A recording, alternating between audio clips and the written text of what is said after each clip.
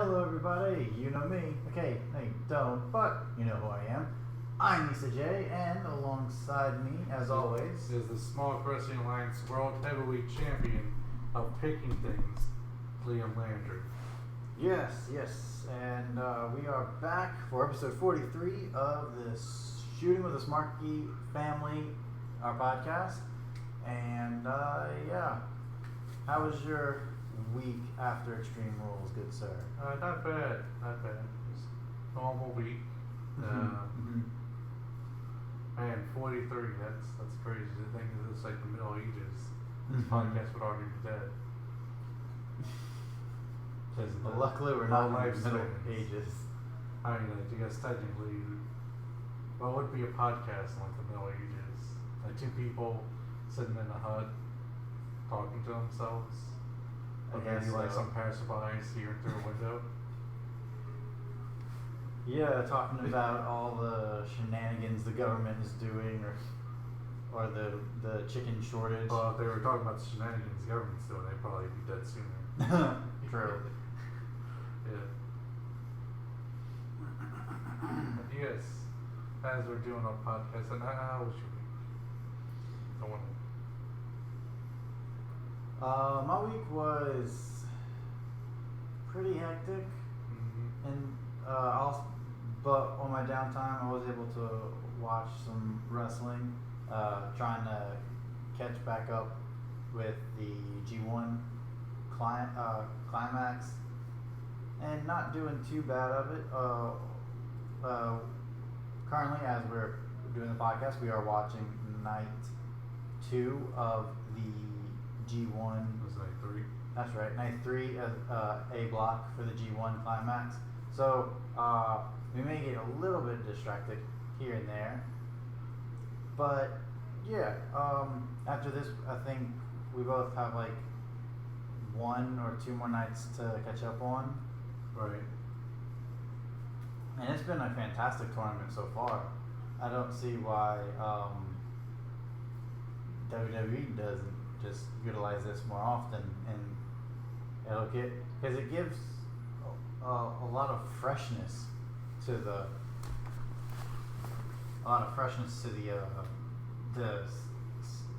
chemistry of it all, which is well needed for a stale product like WWE. But yeah. Overall, though, it's pretty positive, I guess. Ready to get into it? Yeah, let's get right into it. All With right. our first segment, news outside of WWE, where we cover wrestling news from companies outside the WWE. And also talking about a company outside the WWE, MLW.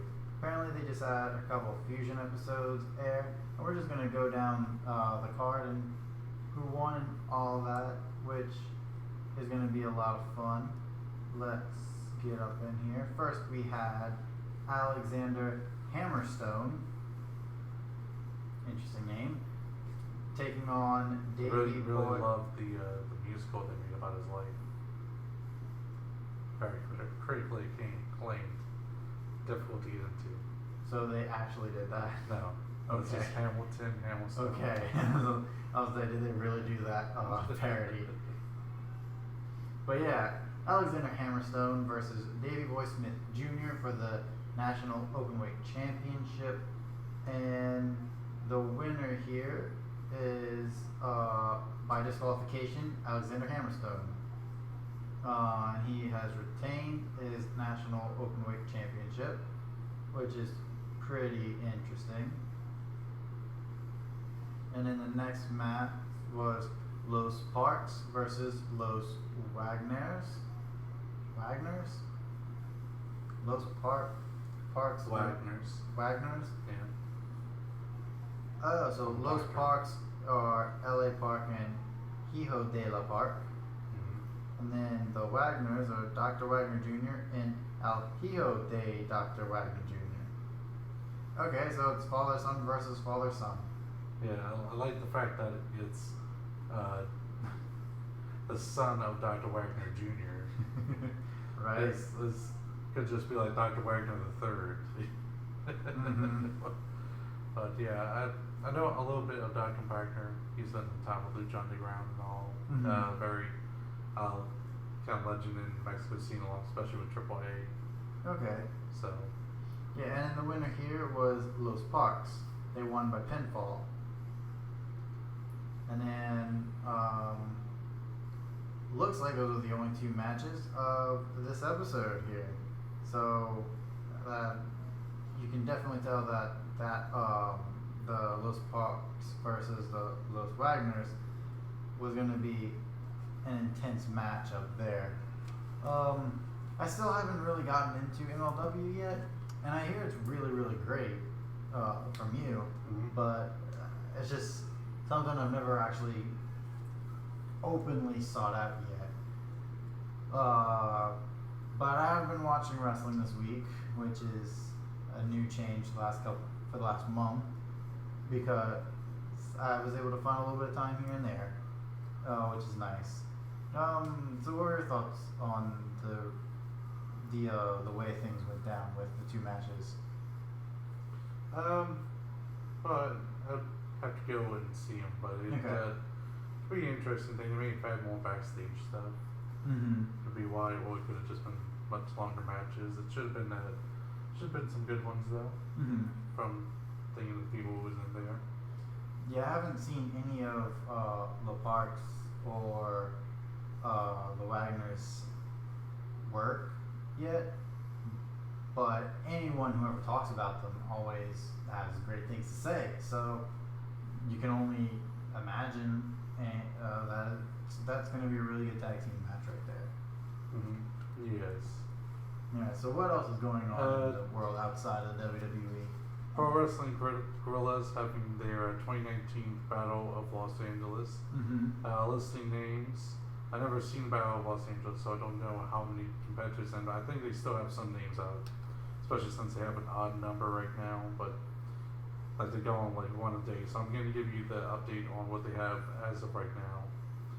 We have a kid from Spain, Jonathan Gresham, done ROH. I've seen him in the Best of the Super Juniors this past year. Artemis Spencer, who I do not really know that much about. Darby Allin, who we saw in All Elite Wrestling, in some really great matches.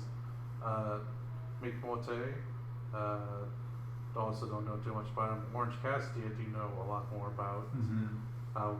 We have Bandito, who we've seen a lot from things like All In and other things, other parts like that. He was in Best of the Super Juniors this past year too. Yeah, Best of the Super Juniors, and he's also in ROH right now. We have Caveman Ugg. I don't know that much about him as well, other than the fact that he's, of course, a caveman. And it will not be the last time you see that on this list. We have Jake Atlas, another one don't know too much. Tony Deppen, not sure as well. Ray Phoenix, of course we know a lot more about Ray from a lot of things. Yes, a lot of things. AAA, All Elite Wrestling, Lucha Underground, MLW, Impact. So he's gotten around with a lot of the promotions. Like a kid who I've heard before but have not seen any of his matches. Joey Janela, another one, All Elite, especially GCW, of course. There's Brody King, who's in ROH right now. I've seen him in MLW as well, and even some in the Best of the Super Juniors where he was tagging with Marty Scurll. We have the last one that you've announced so far, the 15th competitor, and that's why I say we're gonna add more because it's because of that. But it's the other caveman, Barbaro Cave Del Rio, Barbaro Cave Del Rio, who I've actually have seen before in matches. He works with CMLL. I don't know if any other places in Mexico he may still work, but I know in CMLL he's worked. I've seen him also come in to do some stuff with New Japan. I saw him in like a 6-man tag match with I forget who was the other side, but it was a team of him, Nakamura, and Okada together versus a tag team. It was pretty. Chaos. Yeah, it's pretty good. It did show that with all of Okada's skills, he cannot do the worm. Because Cave Rio is big on doing the worm. That's one of his gimmicks in there, along with being a caveman. And they were gonna do like a synchronized triple worm all together, like here, Barbaro and Nakamura. Well, it was pretty good, but Okada did not really. He was not being able to. He did not do the worm that well. So of all the skills he has, doing the worm is not one of them. Mm-hmm. That's interesting to learn about Okada. I don't think he's ever tried doing that again. Oh, I doubt he would have. Unless it's like some really long storytelling. Then it's like he pulls it out in like a match at Wrestle Kingdom by his champion. And it's like he facing off against Caverino. Yeah, it's like a do or die situation. He had to do the worm to get out of a submission maneuver or something. Mm-hmm. It's like, but oh my yeah, God, he did the worm. Then he like converts the worm into a rainmaker. honestly don't know how that would be possible, but I would be interested in seeing it. Well, he's like doing the worm, and the guy tries to reach and grab him while he's doing it, and he does, and he like pops himself up and spins him around and hits the rainmaker. So yeah, that's long-term storytelling. Because that would have been years since it was back when Nakamura was still there. Right? Yeah. But yeah, 50-50 basically for the people we do know and the people we've never heard of. And it would be interesting to see more of. It'd be interesting to get that.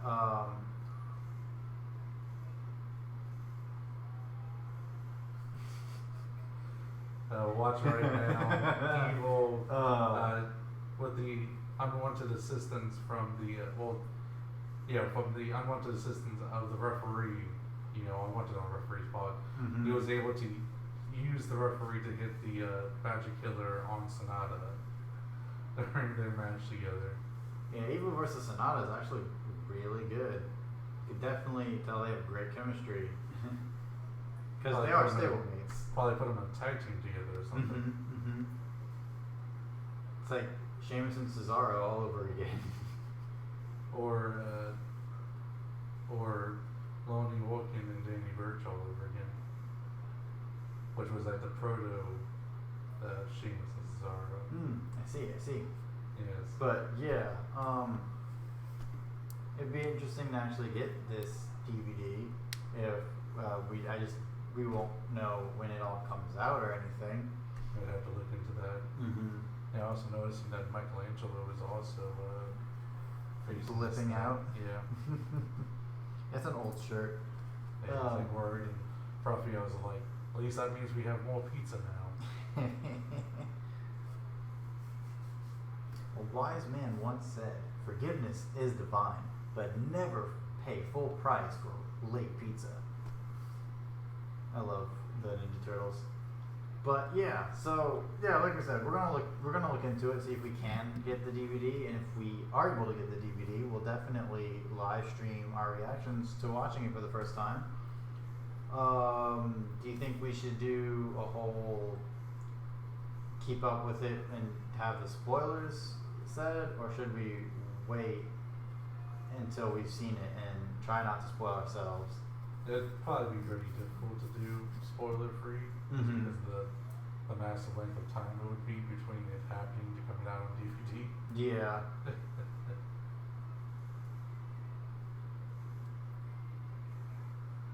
So The amount of reversals.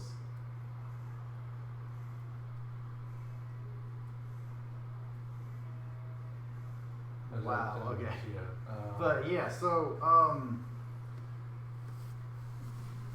yeah, like we said, it'd be interesting to see more of PWG because we've never actually gotten to watch any of their stuff yet. However, we're watching the G1 and might as well talk about who the point leaders are and what's going down here in G129. Yeah. And a near fall right there between Evil and Sonata. But yeah, so far we've had 4 nights for A block, 3 nights for B block. So it's going to be interesting to see who our point leaders are and everything in that way. So in A block, there's 2 major leaders here right now. It is Kazuchika Okada and Kenta, both with 8 points. So they've won all 4. Yes. Both won all their matches here. Then we have Lance Archer, Evil, Hiroshi Tanahashi, and Kota Ibushi with 4 points each. Looks like Kota's losing streak got ended, as well as Tanahashi's, because they both lost their first 2. Evil lost his first and got a couple wins in there, as well as, and Lance Archer started off strong, but has lost the last 2, it looks like. And then with 2 points each, with meaning only 1 victory here, it has been Will Ospreay, Sonata, Zack Sabre Jr., and Bad Luck Fale. Bad Luck winning his first match against Evil, hasn't won since. So definitely interesting how A Block has just skyrocketed towards Kenta and Okada. yeah. I am really confused, but I'll get back into that later. But we'll see how it all goes down. It's looking like either Kenta or Okada is going to end up taking it all the way there. In B block, only one undefeated right now is John Moxley, but not far behind it with 4 points is Tomohiro Ishii, Juice Robinson, Shingo Takagi, and Toru Yano. Shingo, junior heavyweight, getting 2 victories in 3 nights, which is really good. Toru Yano getting some wins here. Tetsuya Naito, Jeff Cobb, Taichi, and Hiroki Goto only with 2 points each. And somehow Jay White has 0, which doesn't make any sense because he totally beat Hiroki Goto in his first match. So I'm really confused about this. Let's see if I can figure out what happened here. White. No, I think you said that's to Goto. I remember Jay winning that though, and Goto being really upset about it.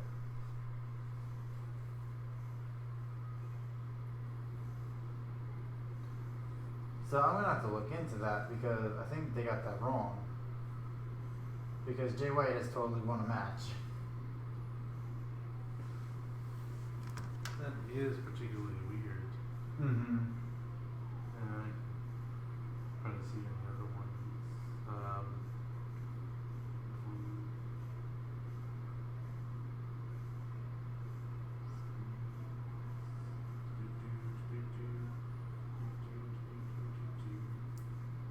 By the way, if anyone was wondering, Evil versus Sonata, if you have the opportunity, go check this match out because they are doing great stuff against each other. It is a really good match between the 2 of them. I would not remember it because I see another source that says Jay White did not win. I'm gonna have to re-look because I remember him getting that victory. I definitely don't remember the match that well. I remember seeing some of it, but I can't remember the actual finish of it. Huh. So I'm gonna do a quick look.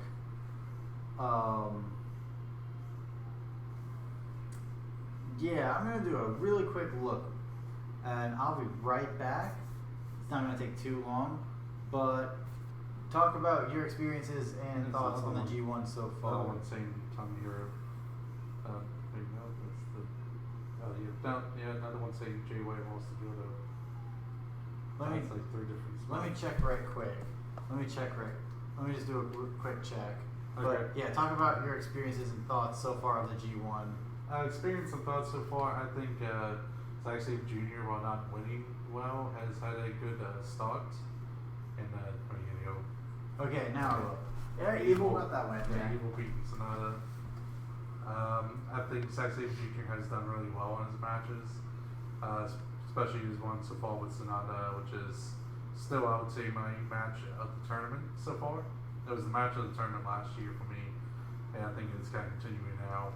And this match with Okada was also really great. I think the one we're watching now, he has a match with Tanahashi, which is really good. Tanahashi is really good at selling, so it helps with submission work. So they tend to have really good matches with one another.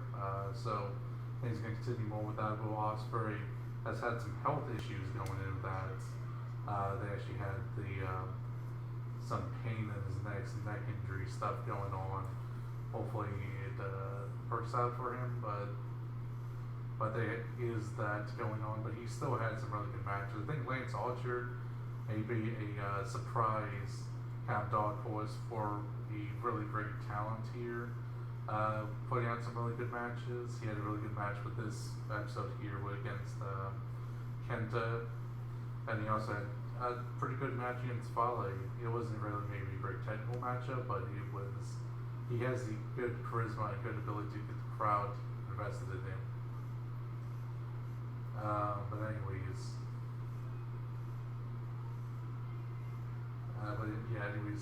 so that was really good. It's good to see that Evil's offering the fist to Sonata, showing that there's no problem between their tag team. Those two guys, even if they're all in this tournament. So yeah, Sonata's also another one who's done really great stuff here. This was the first really great one I've seen from Evil, so it's really good. Evil is not a bad wrestler by any means, but it's maybe not as I don't like him as much as some of the other ones, but this was a really good matchup. Really showed his stuff off here. Mm-hmm. That young line right there is wearing one of the LA Dojo shirts that I told you about. Naito leaving, it said La Dojo on there, and wondering why Goto was Spanish. Yeah, so that's some stuff. With B Block ones, there was some really good matches from Ishii. The Goto versus Jay White one, now that I'm seeing them looking back at the clips, I'm remembering that, and that was a really good one. For whatever reason, I was kind of blanking on the ending, but it was a really good matchup. Mm-hmm. Ishii's matchups were good, and Moxley's matches were good, especially Moxley versus Ishii. I've seen that one, and that was a really good one here. Yeah. Now we're about to get into Fale versus Okada. For me, I really, really enjoyed Evil versus Ibushi. I thought they had really great chemistry, and I thought that the fact that they stayed in the ring the whole time, the two that are usually high flying out of the ring kind of guys, kept it in the ring and was so compelling that you didn't even realize it until the announcers said something, was really, really fun and a really great match. So I've been really liking everything, and yeah, 1, 2, and 3, Jay White lost. So I remembered that completely wrong. Yeah, like I said, I was remembering that as you had it up, I was remembering that, and I was like, no, I think Goto does win that one. We have Fale attacking Okada beforehand, and also bringing out either Gato or Jado, one or the other. They couldn't tell because the mask on there. And yeah, now just kind of roughing up Okada here. He also brought out Chase Owens with him as well. He brought out who? Chase Owens. Oh, he's the other Bullet Crown member. I Jewels. don't remember. I don't know all that much of. Which is interesting that I don't know that much about Chase. I think Steve and Lawson do. I think one of their like shows that they like do the booking for thing. They have a championship that's like the Chase Owens Royal Rumble Championship, but it's like always defended in a Rumble. Wow. They should have a Royal Rumble Championship. But what if like the champion goes and like, I'm having an open challenge, and it's like every week we get a Rumble. So I was watching what's his face on the Fale. I was watching Fale against Lance Archer, and I was like, what the heck is up with his head? And I couldn't understand. The tattoos? He has tattoos on his head. Yeah. Some head tubes, as they call them. But yeah, so anyways, for me, I've been really loving A Block. I see there's Chase Owens. I've been thinking that he and Jado. Yeah, one's Jado. He's the one that wears the skull almost things. Remember that one? But yeah, I've been really liking A Block the most. I've been connecting with those matches a lot more than B Blocks. Only watched one full night of B Block though. However, so far I'm really enjoying it. It's giving me a lot of different stuff that I haven't really seen a lot of, and that's always a good time. Yes. Well, it's good. Yeah. But yeah, it's interesting that out of the 3 nights, Jay White is winless. So it's looking like Block A is going to be a runaway between Okada and Kenta, and that's probably going to be the very last match of the night 7. Last match, yeah. That is going to be night 9. Yeah, it's already confirmed. That's the last match. So yeah, so that's probably it's going to be a runaway for the two of them until that match. So it makes the most sense to keep them both even up into that match. We'll see if what's anything happens. interesting that you were talking about the B is that a lot of the top guys have already faced each other off. Moxley already faced off against Ishii, and Yano faced off against Tsukage was the other one. Shingo Tsukage was the other one. We were talking about. They already also faced off together, so that's kind of interesting that the top guys have already faced off against each other. So see where that comes in. That's always the thing as time goes on with the tiebreakers and stuff. That was big for last year's G1 for Block B. It came down to tiebreakers. Yeah, it'll definitely be interesting to see what happens on night, which will night 4. Night 4 for B Block happens on the 18th. Not the 18th. Wait, what's today? Today is the 19th, 20th, 21st? 21st. Okay. Then I got my days all screwed up. Yeah, because this was the 18th episode. Yeah. The night 4 of B Block is going to happen this Wednesday, and then the next whole bit isn't going to happen until I want to say. You seen that where Red Shoes was like, I'm not gonna count the pin. You just standing on there, then you gave him a little salute because he's the Rogue General. And Red Shoes was like, nope, you have to cover him like that. Yeah. Oh no, Red Shoes was the one who gave the salute to. Okay. It's like, don't hurt me again. But yeah, he's Wednesday is gonna be and everything will be all evened up with 4 matches apiece.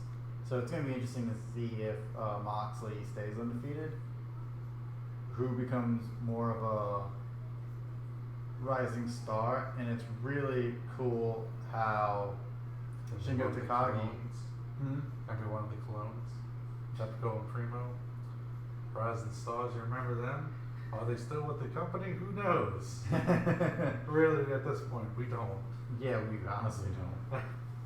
But I remember seeing something. I wonder if Carlito is going to be at the thing. We'll talk about that in a I remember seeing something where it was like,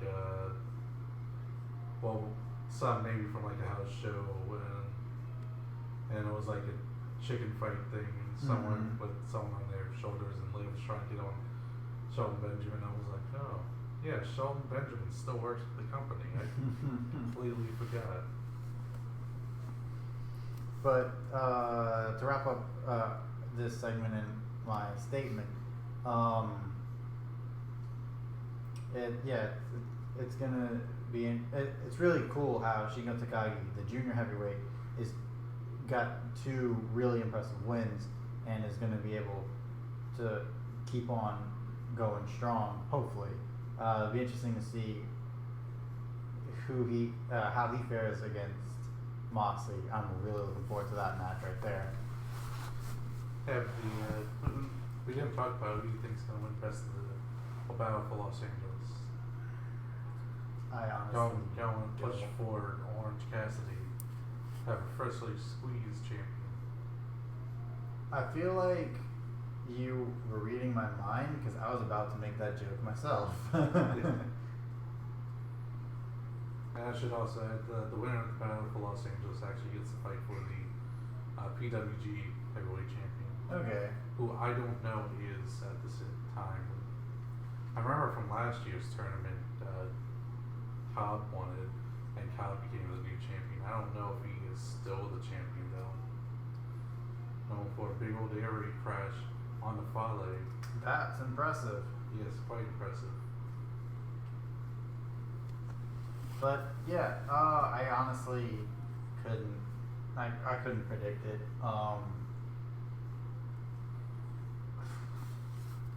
I would think it'd be someone associated with AEW to keep those guys looking strong, but it could be someone like the Cavemen. Could be Orange Cassidy. It could be Orange Cassidy. Yeah. He's gotten a lot of popularity really, really soon. Oh, however, I did go back to that buy-in and specifically tried to find Jungle Boy after what he said. That was funny.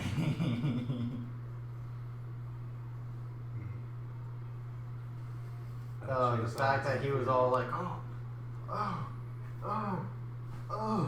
and then after, what's his name?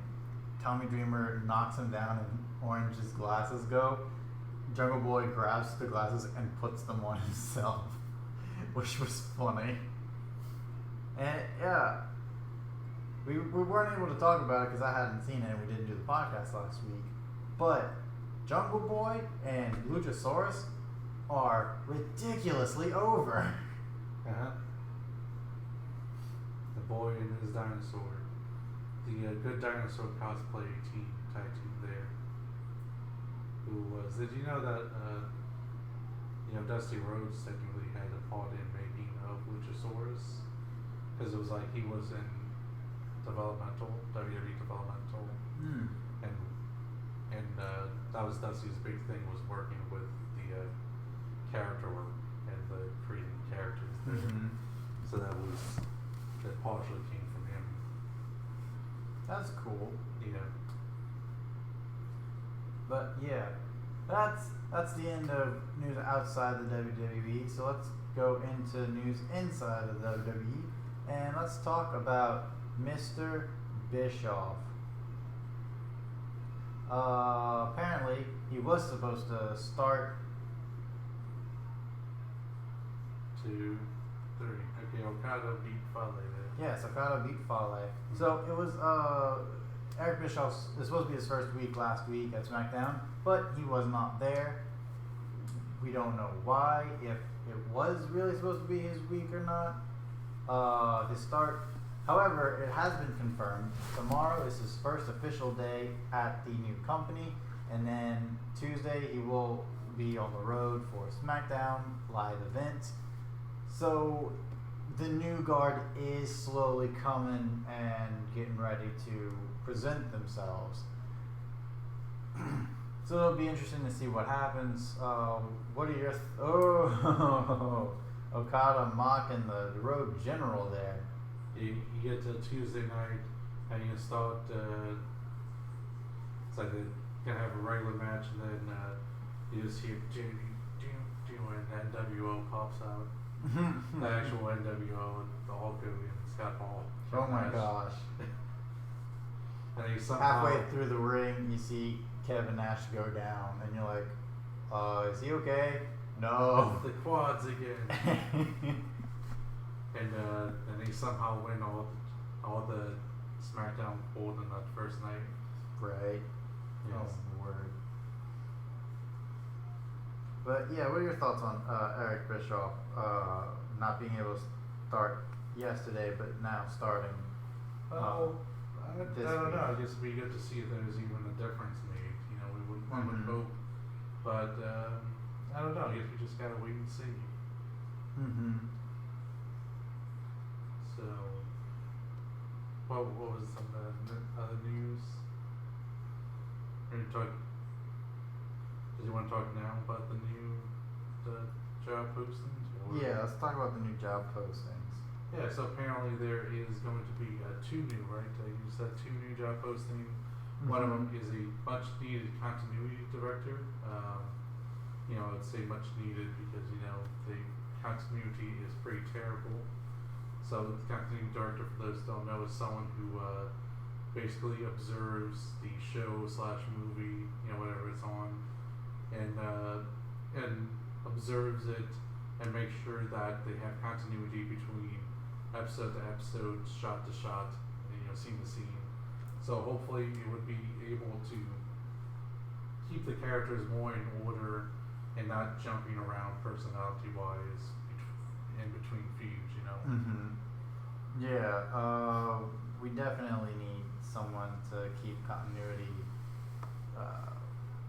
up, because there's so many times where stuff happens with characters and you're just like, this doesn't make any sense. Let's just hope it's not another where she was having to do some stretches. Hopefully it's not another McMahon. Mm-hmm. It's like, Vince, we're all out of McMahons. Give me Hornswoggle. And then the next one is Which would ironically be like the ultimate act of continuity. True.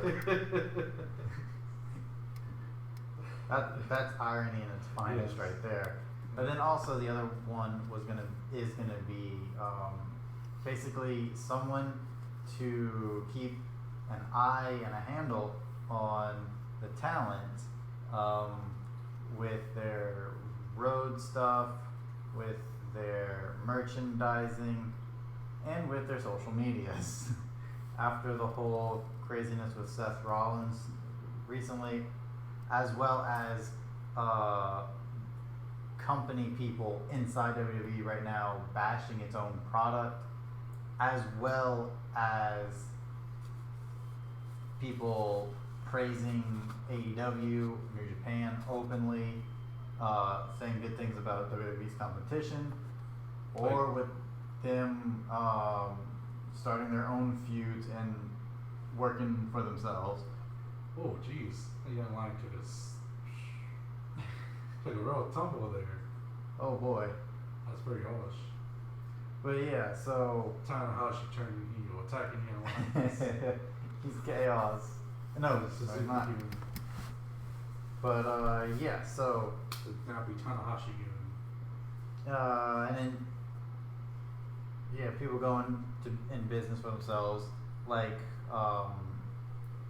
what the card is their name? I would say Becky Lynch and what's Ronda Rousey. I would say if this person can take the Twitter away from Road Dogg, that would be my favorite person in all WWE overall. Just take it away from him, you know. More so than Rusev and Cesaro. More so than anyone. But yeah, it'd be definitely interesting to see what ends up happening there. But yeah. What are your full thoughts on the new positions, and do you think it's going to make a difference? Well, I think you can definitely get a difference from the road manager pod, especially since it's not going to have to go through Vince as much with that. It's got the new director, it would have to go with how much Vince is going to allow that to happen, you know. If the continuity director is going to say, well, we can't do that because of this, how much of it's going to be him sticking with his guns and saying screw that, or you know how much he does go and say hopefully, you know, if you're going to have a position you'd want to keep it up. He is wondering with the whole road management stuff, if they're going to actually manage things. Right. Because it's a little bizarre, the idea that talent has to get hotel rooms and rent their own cars and stuff. Like, I know they give them money for if they're going to have to fly to a place, they'll pay for the tickets. I think they still have to get the tickets themselves though. Yeah, that is kind of weird. And that seems so bizarre that if going to place is so essential that you won't cover that in your initial cost. They do that. They do handle things for European tours and other tours like that because they're on buses. NXT also goes by bus. So I don't necessarily say they have to go drive by bus, but I think they should at least be paying for that type of stuff. So yeah, maybe this can also help organize them. Maybe at least book them stuff. I remember they said what was his name? Who was with AOP and the Legion of Doom? Oh, Paul Ellery. Yeah. That they said that he was a legit manager. He would actually book their rooms and book for when he was with Legion of Doom. He'd book their rooms, book their flights and stuff, and even try to negotiate stuff for them. So he was actually like a legitimate manager in that regard. Yeah, that's cool. Yeah. And I would think it would be pretty easy if you're gonna do like bulk stuff, like just have all the wrestlers at a single hotel and just have a bulk hotel, and it should be fairly easy. But yeah, it's a little weird that they don't do that. It should be pretty easy to cover in their costs, you know, travel. But anyways, hopefully it works out. Do you think it's gonna have any effect? It's way too early to really tell, but here's to hoping, you know. We always want people to be able to end up being successful. So we'll definitely keep an eye on it and see what's going on there. But a lot of great chain grappling between Tanahashi and Zack Sabre Jr. right now. Alright. So let's get on to the final bit, and this isn't all of the names. However, that's funny. But this isn't all of the names, and it's gonna be a surprise. It's gonna be a surprise. So this isn't all the names, but it is a lot. So here we go. So Raw tomorrow. Monday night. So we ever talked about? Did I ever bring up how I saw a match between one Swaggle and Scott Steiner? Wasn't that around WrestleMania weekend?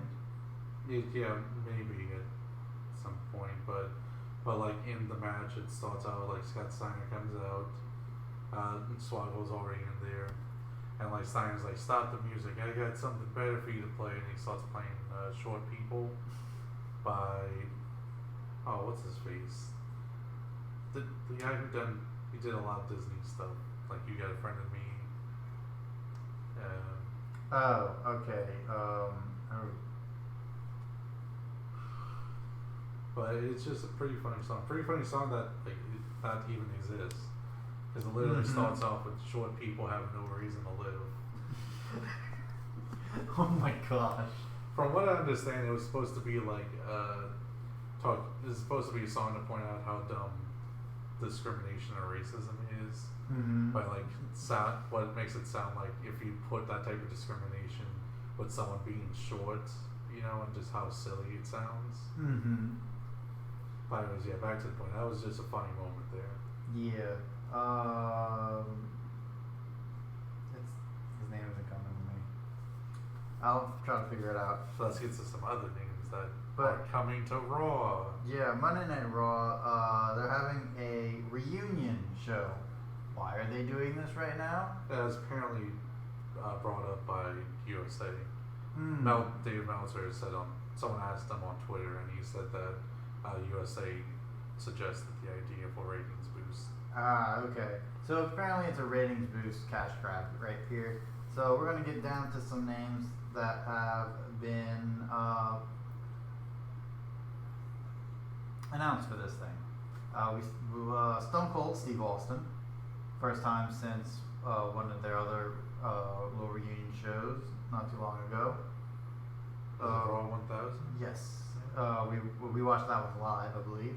Damn, hopefully this isn't in two different buildings. Yeah, let's hope that isn't the case. Everyone's favorite racist, Hulk Hogan, he'll be there. The Nature Boy, Ric Flair, he'll be there. It is unsure as to whether or not Ric Flair is going to be attacked by somebody this time, or if he's actually going to make an appearance and talk. We'll see.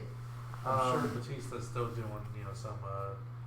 some stuff for his movie, some press release for his press stuff for his movie, so he's not going to be there to beat up Ric Flair, so I think he's going to be fine. Okay. Also, Shawn Michaels, Triple H, Road Dogg, and X-Pac. The four of them are going to be there, and apparently Seriously, like the road manager just come out and just take his his Twitter right there and then he's probably And then apparently though, interestingly enough, Billy Gunn was invited as well as JR, but they both turned it down because it'd be conflicting with AEW. So that's an interesting little tidbit there. So you ready for even more? Uh-huh. The $1 Million Man Ted DiBiase will be there. Unsure of whether or not his son will be there. We haven't seen his son or him in the WWE for we haven't seen the $1 Million Man since Raw 1000. We hadn't seen his son in a long time. Kurt Angle, even though he is a part of the company and he's a backstage guy now, he'll be on the screen. Mick Foley, he'll show up. What were you about to say? What were you about to say? I was thinking about, that technically we do have a few backstage guys like Road Dogg. Oh, yeah. Some other ones I already mentioned were backstage people. Yeah, okay. But yeah, and then Diesel and Razor Ramon, better known as Scott Hall and Kevin Nash, but flip that, reverse it. Diesel is Kevin Nash, Razor Ramon is Scott Hall. I love the idea if they actually come out as Diesel and Razor Ramon. They probably will. The most iconic would be best if Scott Hall is coming out as Diesel and he runs into Kane dressed up as fake Diesel, and it's like, this is awkward. It's like, yeah, and we're just gonna go back to being there. So, and everyone's favorite women's wrestler, we haven't seen her in so long. This is gonna be amazing. She's been out of the company for a little while now. She's one of the greats. Everyone just absolutely loves her. Alicia Fox is about to make her return. And I'm not kidding. She is announced for this. Wow, what? Yes, so Alicia Fox is announced to finally come back after her drunken nights. Alundra Blaze, or Medusa, she'll be back. Booker T, Eric Bischoff, Candice Michelle, Christian, Devon Dudley, Eve Torres will be back. Gerald Briscoe, Sergeant Slaughter, who is also another big backstage guy, I believe, still to this day. Oh yeah, he's been backstage for a long time now. Mm-hmm. The Godfather. Did you know that Mick Foley is going to be on the debut episode of Say Yes to the Dress? Well, interesting. Yeah, it's a weird one. But yeah, the Godfather, who, what Papa Shango? What's his? Papa Shango. Shango. What's his other name? You mean his real name, or Yeah. Oh, I was. I don't know. I was trying to remember what his other gimmick was. I can't remember his real name. Oh, okay. Well, he'll be there. Jillian Hall, who we haven't seen in a long time. But will it be Mole Jillian Hall? Oh, Well, she got her mole eaten by the boogeyman, who will also be there. Yeah, but see, you could recreate that really great moment that everyone loved. That was one of the weirdest moments ever. But yeah. That was just a weird gimmick idea overall. I didn't know if it was inspired by that Austin Powers movie bit. I honestly couldn't tell you. Were you familiar with Jillian Hall before you really got into wrestling, or was she before your time? I knew some of her. Okay. The Mouth of the South, Jimmy Hart will show up. Jerry the King Lawler's coming back. Jonathan Koshman. Let's hope he is not on commentary. Because remember, if you're in a bear hug, all that means is you got time to breathe and relax. Oh gosh. It's a good thing that he's in that figure four lock. Gives him a lot of time to just rest and relax. Caitlyn will be there. So we have Caitlyn and Eve Torres from that area. Lillian Garcia is coming back. Kelly. We have Mark Henry, one of my absolute favorites, and it's not a joke, Melina. She's finally making her return. Pat Patterson, Rikishi, Ron Simmons, Santino Marella. We haven't seen him in a while. It'd be interesting to see him coming back. Actually, see him coming back real time, like full time. The Hurricane, and more. That's just some of the names that have been announced thus far. And this was announced on WWE.com by Michael Burdick. So, yeah, it's gonna that is stacked with returning people. I think this whole gimmick will last for about 2 hours, and in the third hour they'll have a huge drop off because we want to see new stars. Dang it! But whatever, it should be interesting. How many of them are going to be shown back in the catering area? Probably most of them. I wouldn't be surprised if it's if that's most, if they end up doing a running gag like they did with APA and in the poker, and it just keeps getting bigger and bigger. I wouldn't be surprised if that happens again. But what are your thoughts on some of the names that were announced? Just pretty good. Like I said, I mean, I would be more interested in newer talent to watch actual wrestling. Mm-hmm. Not just people come out who are from a wrestling time we didn't actually watch and just talk a bit. Yeah. I guess it literally has no nostalgic points for us outside of, I guess, some Melina or another one being brought back like Alicia Fox. Mm-hmm. That one is the most bizarre to be announced because she's supposed to be technically current roster. So what happened there? Did she get fired somehow? It was never reported. But regardless of that, maybe it just shows WWE literally forgets who's on their roster. Right? Continuity director, get to it. Yeah, it looks like Tanahashi just got a win here. Yes, with nice roll up. And Zack Sabre Jr. is angry.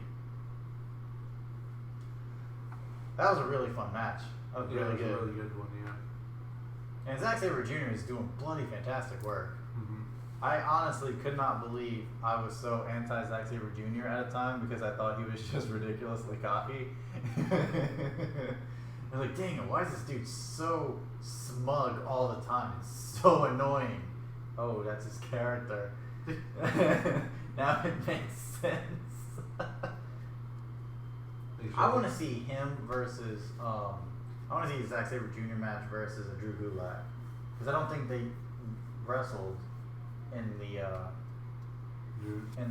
cruiserweight. Yeah, I don't think it was them that wrestled there. I don't remember who Zack ended up wrestling, to be honest with you, though. I know he lost in the semis because he wasn't signing with WWE. Same with Kota Ibushi. That's funny.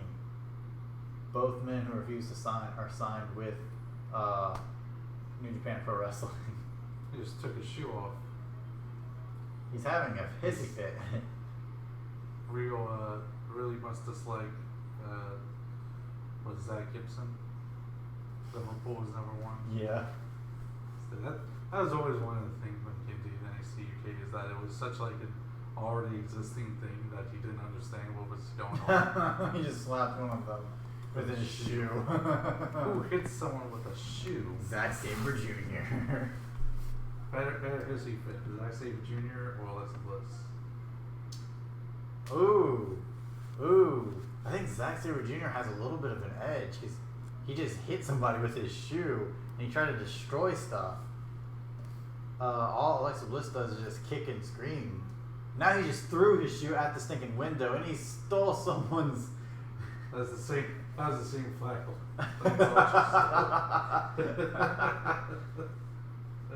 I'm gonna have to say it was Zack Sabre Jr. because it was continuing on and it was on. Yeah, Zack Sabre Jr. had a better hissy fit. But yeah,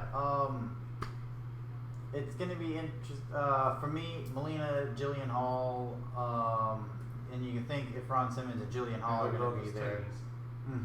That's just so weird, man. I don't understand. What? Oh, the towel thing. Yes. The That's people so want the nasty. sweat.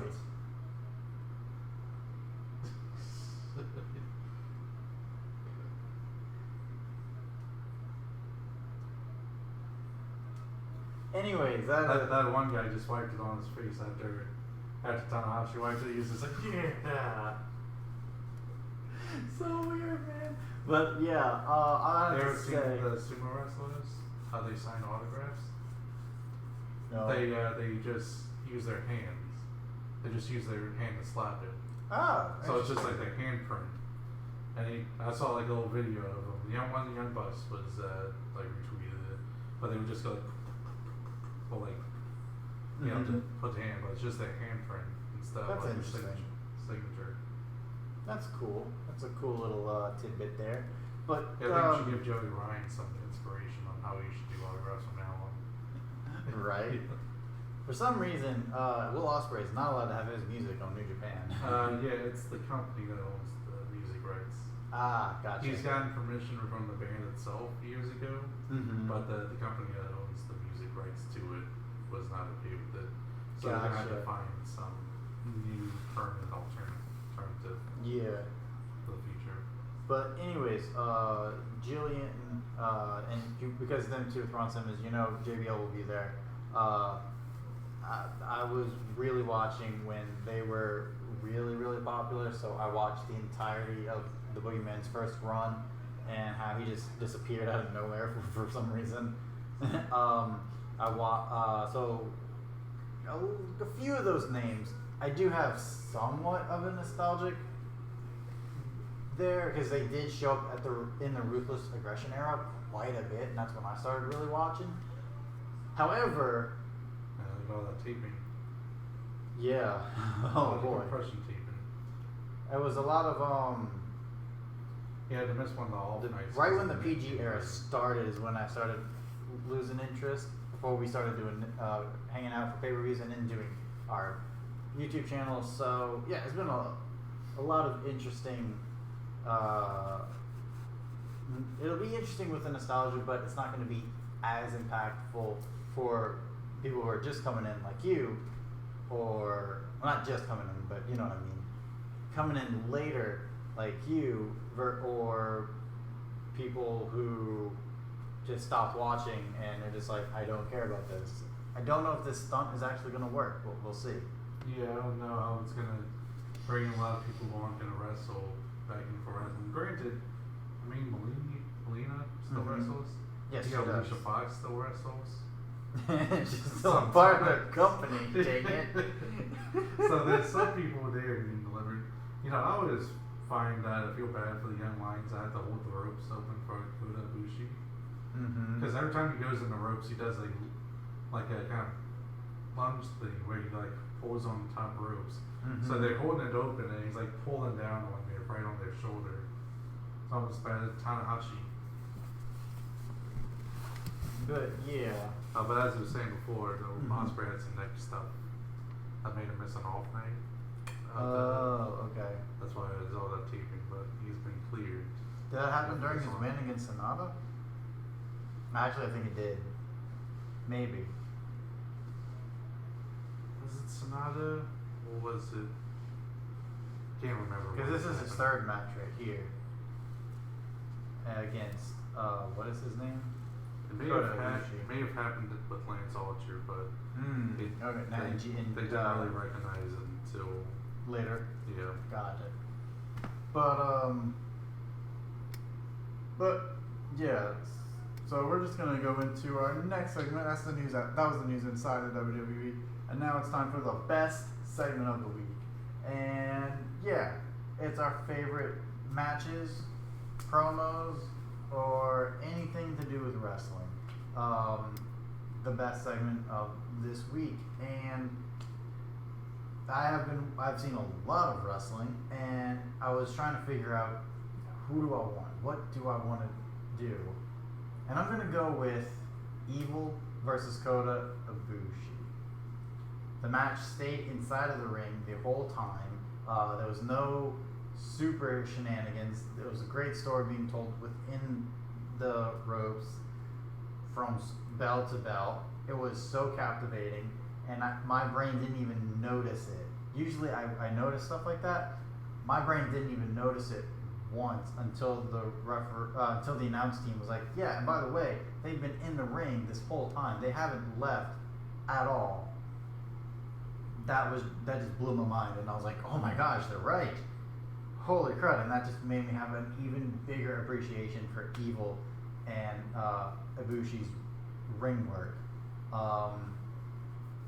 I love it when a show can do something like that, where not every match has to go to the outside. Not every match has to have a shoulder into the post spot. And it is a lot of good stuff. And I'm pretty sure the last match we watched with Tana versus Zack Sabre Jr. didn't go out of the ring either. Yeah, it's not super common for solo Zack Sabre Mhm. Jr. matches to go outside. Since I mean he's such a technical worker. Yeah. I think he only ever goes outside if he's just trying to do like a get away from them, heel type thing. Mm-hmm. Or if he is like just someone's already outside and you're just trying to beat him up or something. But Yeah, so I really love those kind of aspects when it comes to wrestling, because it shows a lot of great restraint to do what they are able to do. So what are your but yeah, for me definitely Evil versus Ibushi, with Zack Sabre Jr. versus what is his name? Okada, Sonata. Sonata. Versus Sonata. And I think this is probably my favorite Tanahashi match against Zack Sabre Jr. Just now. Yeah, granted that we should add that you haven't seen too many Tanahashi matches. That is very true. Mm-hmm. But yeah, so it's been a very great G1. Outside of New Japan, it's probably the Young Bucks versus the Rhodes brothers. I really enjoyed that match, and I really love how the Young Bucks taunt while doing moves. See ya, you're dead, goodbye. It's just so much fun, and you can tell they're having so much fun while they're in the ring, which translates to us. And the only thing I saw with WWE this week was Extreme Rules, which was last Sunday. We watched that with you, and for me, I finally come to a decision. It was my favorite match, Cesaro versus Aleister Black. It was just amazing. So yeah, that's what.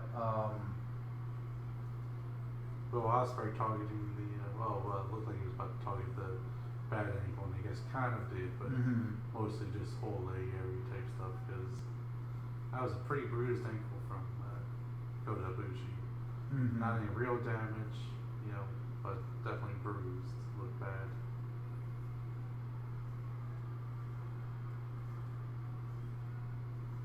No, he's taking the heel roll here.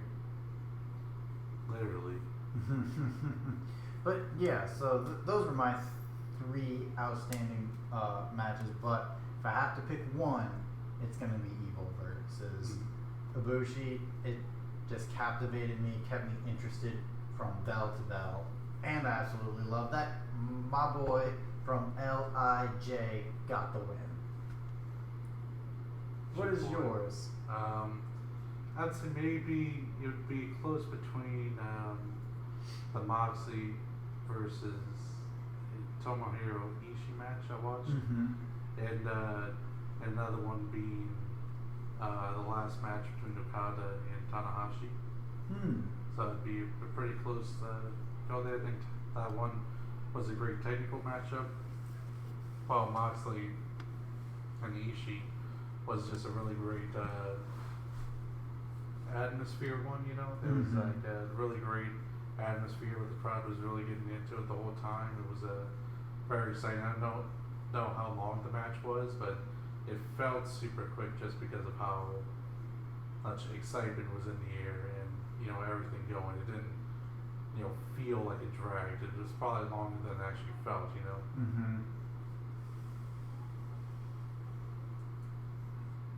So I think that was two really great matches to show two different sides. Is this the main event? It would most likely be the main event. If I was booking it, I would put this as the main event. Who did Okada face? Folly. That's right, Okada won. Kenta was the first match against Lance, and he won. Evil won against Sonata, and then we just watched Zack Sabre Jr. lose to Tanahashi. Yep, this is the only match left. Yeah. Oh wow, this went by fast. This is such a good.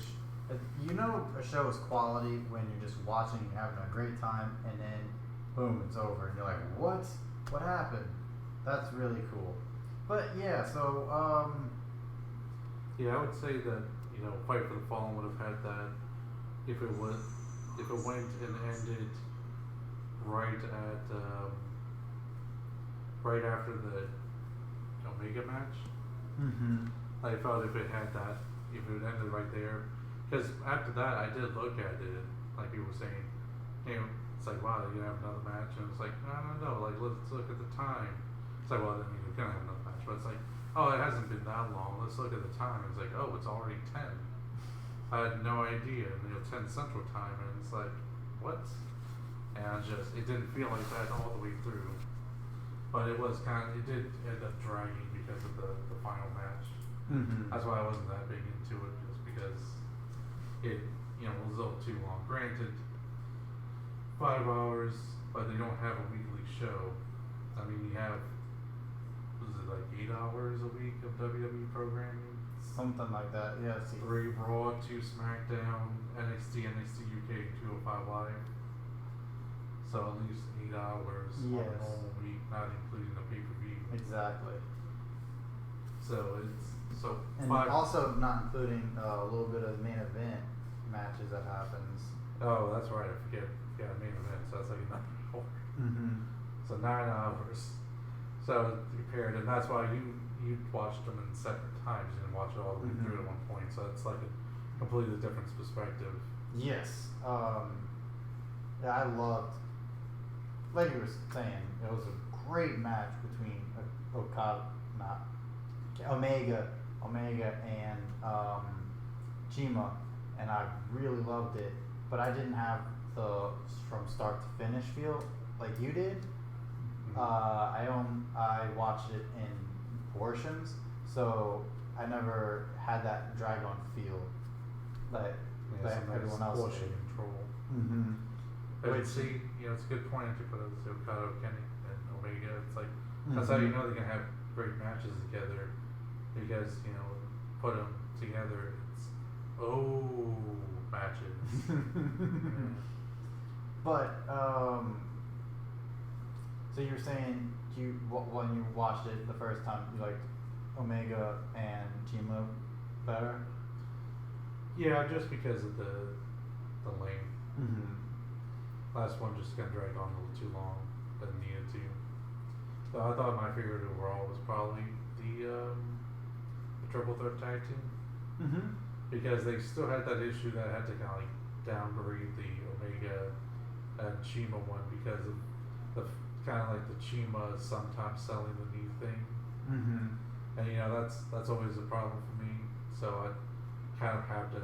I can't give it like a great match seal of approval Mm-hmm. when I see something like that because you need to be consistent. I can't bash Seth Rollins for doing that all the time and not take flack to other wrestlers. Mm-hmm.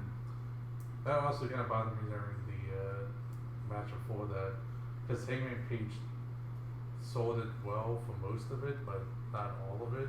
His arm? No, his knee.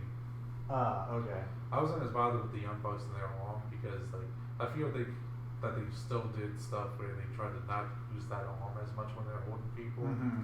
So it's a lot more workable than with selling your leg or knee area. That's a different feel. So I wasn't bothered by that with that. But yeah, so that's why I would say the triple threat was, and probably my favorite from Extreme Rules was the triple threat as well.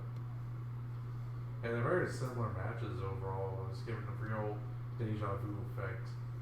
Heavy Machinery was kind of like the Luchasaurus and Mm-hmm. Jungle Boy in a way of people who aren't going to win the match, but they're giving them a lot of time to get over with, which I was real happy about, as I like them a lot, and it was real surprised to see them get as much time to get themselves over Mm-hmm. there, and it was just a lot of fun overall.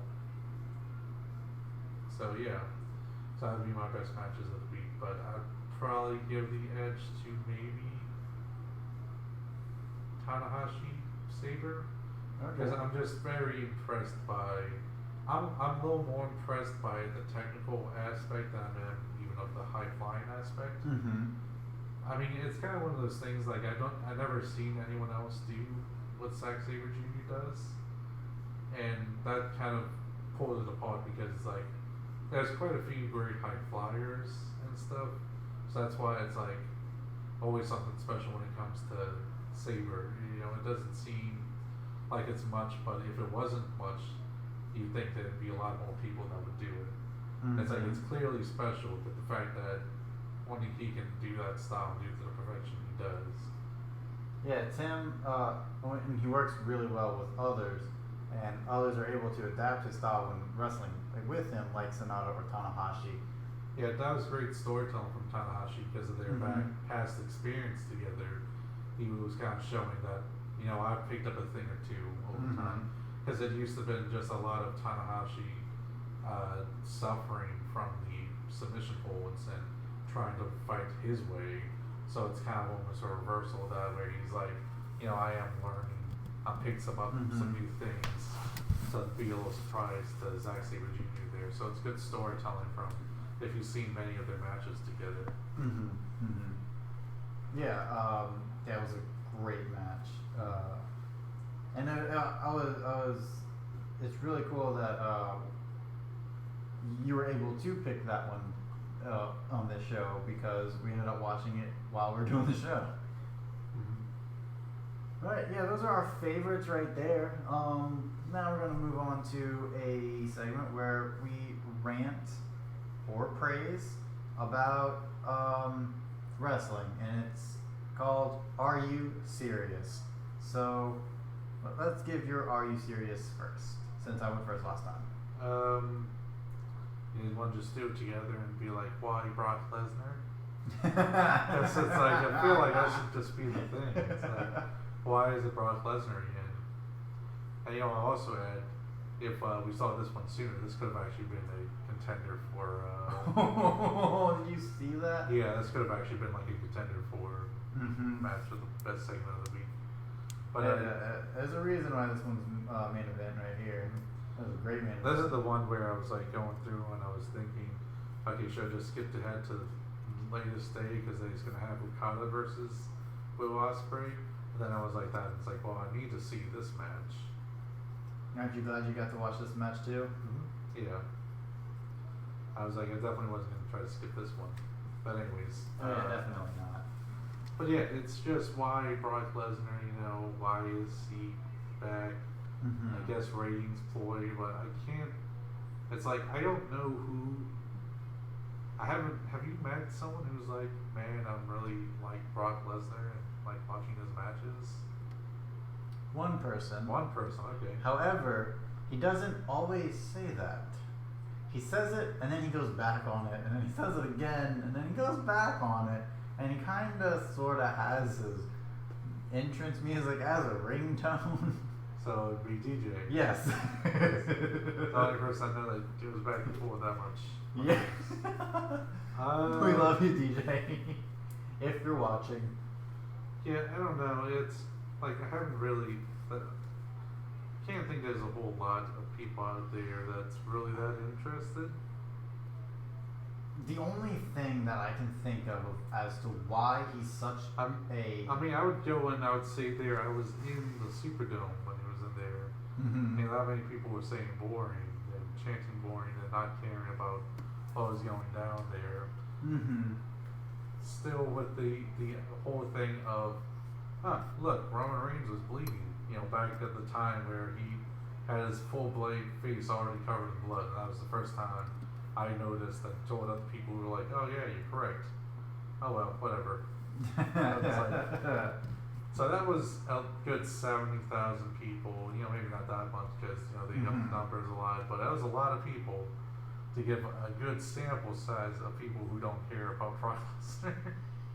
And then, but the only thing that I can think is, as to why he's a ratings boost is anyone actually going to beat him while he's here? Is anyone actually going to do anything, or is he going to do anything insane while he's here? That's the only thing that I can think. It'd be interesting to see because I feel like maybe it's from the companies wanting him to add that to boost ratings, but what really it does, it definitely does not boost up TV ratings because he's not even on TV, so I don't know what it does. I don't know.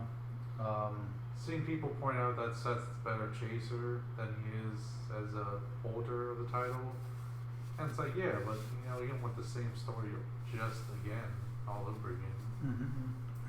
I mean, if you wanted to, you should have just pulled the trigger on Baron Corbin. Or should have pulled the trigger on Braun Strowman when he was a hot commodity. But I feel like his popularity is getting back up again. He's gotten back up again. It's good that he was able to miss that amount of time that he did. Maybe not for the reason he missed the time, but it was good to allow him to refresh. But I don't know if it's going to bring anything back. Apparently, a lot of people actually like the Lashley match that he was in. I know. I missed most of it, but I felt like an outsider listening to all of the reviews. The only two people that I watched a review for that I was like, finally someone like me, was Larson and Cal Jack. That was it. They had very similar, it was the middle of the road, it was okay. Had some good matches, but for the most part, Cheeky Nando's! But for the most part, it was, I like that scene there. How he just kind of slumped over his shoulders. That was pretty cool. Just trying to go for a Stonebreaker. Reversal out into a package tombstone pile driver. Really working that neck over. Oh, popping out. Victory roll up. 1, 2, kick out. Ooh. What was that? Oh yeah, I actually remember seeing this skip. Right. Yeah, I remember I saw this skip before. The flip over into the power bomb clutch position into like a spiking Liger bomb. How was that even remotely humanly possible? None of those movements made sense. I'm gonna have to watch that again. That was awesome. Anyways, I'm just going to do not a rant because we already ranted enough. But let's not talk about Brock Lesnar anymore. But anyways, as I was saying, it was for me, it was just the middle of the road with a couple of good matches here and there, but ultimately it just felt like it was dragging on. Mm-hmm. And that's why I did not like the Bob Lashley versus Braun Strowman. It just felt like it was dragging on and they were moving so slow. And Cal Jack mentions, like, yeah, you could tell these big guys were winded because they started moving really slow, really quickly, and it was really hard to watch. It's like, thank you. Someone else who agrees with me, shares my sentiment. But everyone else loved it. I was really surprised that everyone was saying how good The Undertaker looked. I was like, he looked winded. What are you talking about? He did not look good in that. He looked so slow. He was moving very slow, very deliberately. Even from the very beginning, he was looking like out of it. Like he wasn't even really putting all of his emotions into the match. The best part was when after Roman Reigns saved him, he looks and was like, "What? You saved me? Why would you do something so stupid? I'm trying to build up the Scottish psychopath. Are you kidding me?" It was really crazy thing. Like, oh, he looked so good in the match. When it's like, wasn't he just like out of it during the match? He was like being dragged around and carried. Right. Like they literally carried him through most of the match. Mm-hmm. And that's like, the thing. And technically, Shane looked winded too. Oh yeah, he always looked winded. So tired on top of that the ropes there. He almost missed the coast to coast. Yeah, it was a good thing they had the trash can there. You know, what would it have if they didn't have that? So yeah, I was like thinking when I was like seeing that, it's like, and apparently did we watch the same thing? Right. And also one last mention of Extreme Rules, because I guess this is our ranting about Extreme Rules, and everybody's. I'm not saying it was a bad pay-per-view, but out of the ones we've gotten so far, it was definitely lower tier. Yeah. Here we go. Apparently the crowd was super duper hot for a lot of the show.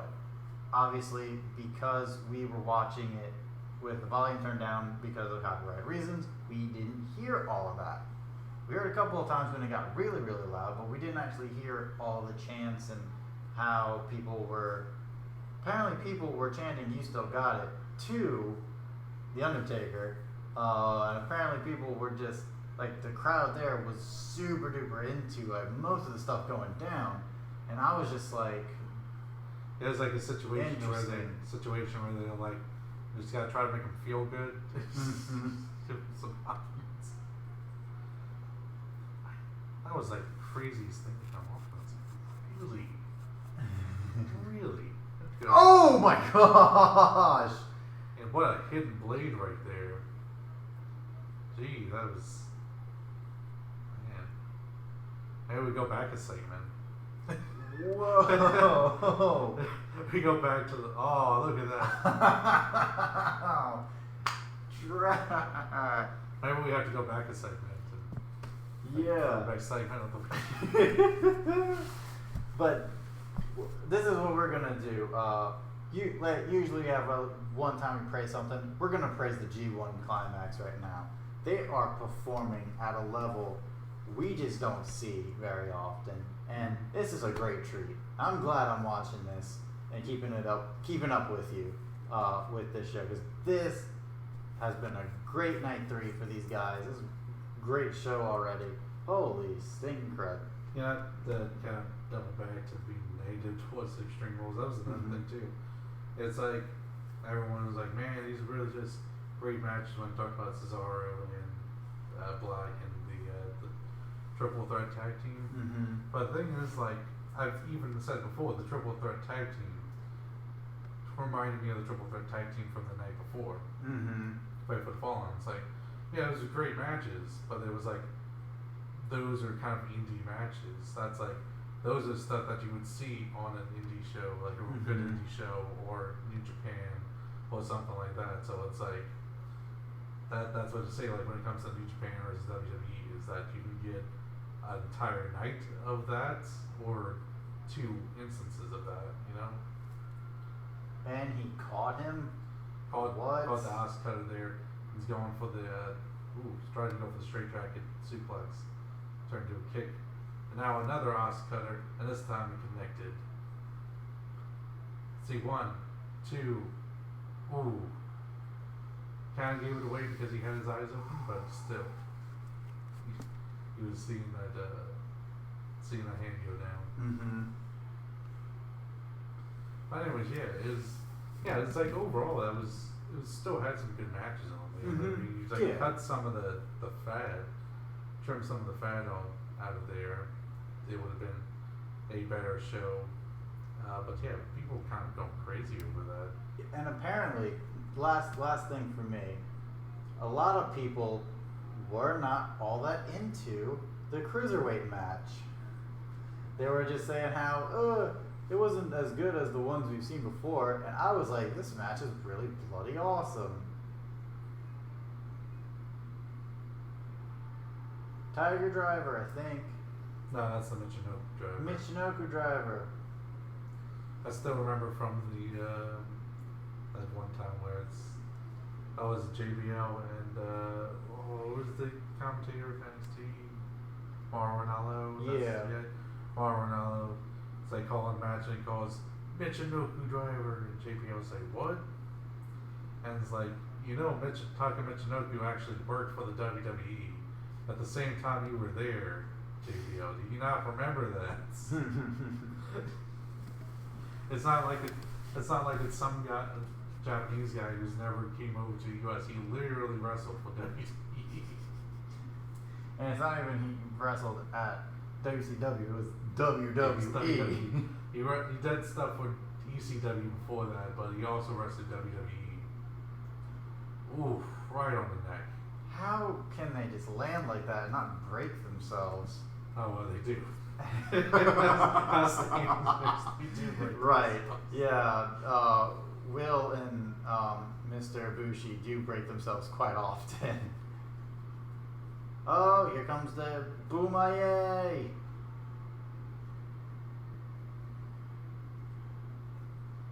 But apparently he cannot finish a match with the Boomaye. And I think New Japan has been calling it the Kinshasa too, which is really upsetting because it's the Boomaye. Anyways, we're going off on a tangent. Let's move on. 2, 3. And it's over. Poor Will Ospreay. Wait, so does that mean Will Ospreay only has 2 points? Oh, he just went through the numbers. I do. I don't remember all of them. Yeah, he was down the bracket. It makes sense. He's supposed to be the, underdog. Yeah. Junior heavyweight coming in. And unlike Prince Devitt? No, unlike Shingo Takagi, who's always been talked about how strong he is for his size, and how most people like the commentators would normally say, we weren't even sure that he was going to be a junior heavyweight. He must have cut weight to do this, They always paired the idea that he should probably also been in the, the heavyweights division. Yeah, that was a fantastic match. All right, wow, what a show. All right, everybody, we'll see you later. No, I'm just kidding. Let's move on to our next segment of the show, and it's where we book it ourselves. We had a lot of ranting. We need to get over that negative energy. Let's have something positive. Let's have something fun, and we're gonna book it ourselves. And we're gonna book our own G1 climax with WWE superstars. Who's the 10 in Block A? Who's the 10 in Block B? Who ends up getting into the finals? Who ultimately wins? Can we put Brock in there so we can go on Brock B? If you want to put Brock in there, then. But he's in there with a block of only little guys that he likes to work with. So he actually puts on great matches. Alright, let's go Block A. You'll get 5, I'll get 5. And then we'll discuss who wins in Block A. Aleister Black as number 1. Okay, so that's a good one there. And since they had a great match together, Cesaro also in there to have them as a feud fight down the line. Alright, who'd be another great Let's actually throw Seth Rollins into block A, because I feel like he'd actually be able to work well with those two. Because we were like, it's having to be too good. We need to tone it down a bit. No, because I mean, yeah, a lot of people are hating on Seth Rollins now, but there was a time where he was like the most popular worker within the Shield. Like everyone loved him. I've been hating him for quite some time. I hated it before it became cool. Really? Yeah, I mean, I was always like crapping on him because of the knee selling stuff. It's like ever since that became like his go-to thing in every match that he does, that's when I was like just completely turned off. But I don't even know if that's really him. I think it's a lot of times like, oh yeah, we want you to do that knee selling thing, and even if it is him selling the knee, it's also poor selling of the knee. And there's other wrestlers in WWE do sell better than him. So when it comes to that, then it's like I have to give it to him. If other wrestlers can sell better, not to mention he should have some of the most ability to change his matches. But being such a top guy, he should have the most flexibility. I feel like he's like under scrutiny. That's the only thing I can think of. And I also feel like we can't, because of Seth Rollins, we can't make that opinion because he yells at people and says that they don't know what's really going backstage, and you can't just say that type of stuff. Well, we're talking about Seth Rollins in there front of the stage. So I was going off on a tangent. We were. Yeah, let's get back on to booking it. And then, just because I want him in, he'd be the person to get most of the losses, have a couple wins here and there. The Brian Kendrick. Absolutely love him. What would you want to watch next? The July 19th B block or the 20th A block?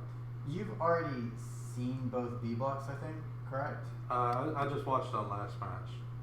I was okay. I don't know if I was gonna watch it, but I saw that as one of the finals, and I wanted that as the final.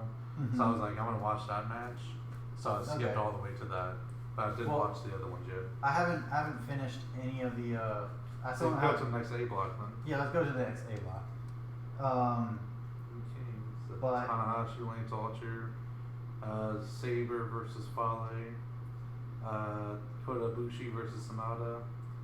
Kenta versus Evil, and Ospreay versus Okada. Ospreay getting 2 main events. Look at that. 2 main events. Back to back. But yeah, so and Lance is opening all of the shows. Well, I was gonna. It's not technically first. I was gonna say, what they say: if you're not last, speak first. But, Well, not first for the show, but first when it comes to tournament matches. So it's still memorable. Hey, Bushi. But yeah, so yeah, it was. I guess that would be. Oh, it's Shingo. I think it's Shingo Takagi versus Ishii is the next one. That's weird. They got a young lion for the Chaos team. You got Yoshihashi, Ishii, and the young lion. I think that's Ren Narita. Yeah, it probably is. I mean, they've already teased the fact that they want them to be a part of Chaos, so. But it's like, but I guess he's over the fact that he slapped the hand away from, what's his face, Rocky Romero. That was a pretty cool role there. Went to Texas Cloverleaf, modified Texas Cloverleaf. Anyways, so we got Aleister Black, Cesaro, Seth Rollins. The Brian Kendrick. You brought up a good point, the fact that we had to have losers. That's always something that people may forget, is that someone has to be a loser for block. Right. I think we do need 0 and 9 loser though.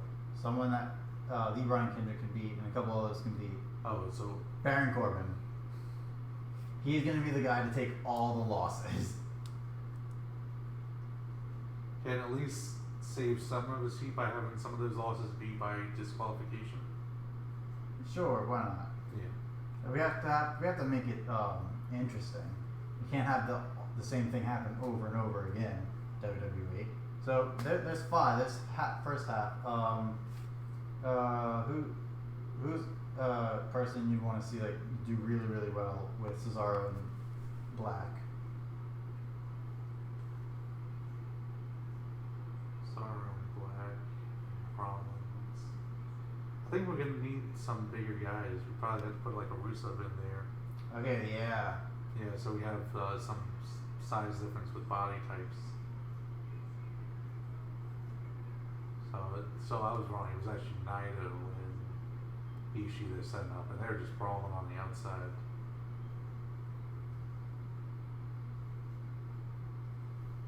Naito, he said he wants to punch me. Now that we have people separating me, punch me. Oh, I don't think he predicted that Ishii would actually reach him.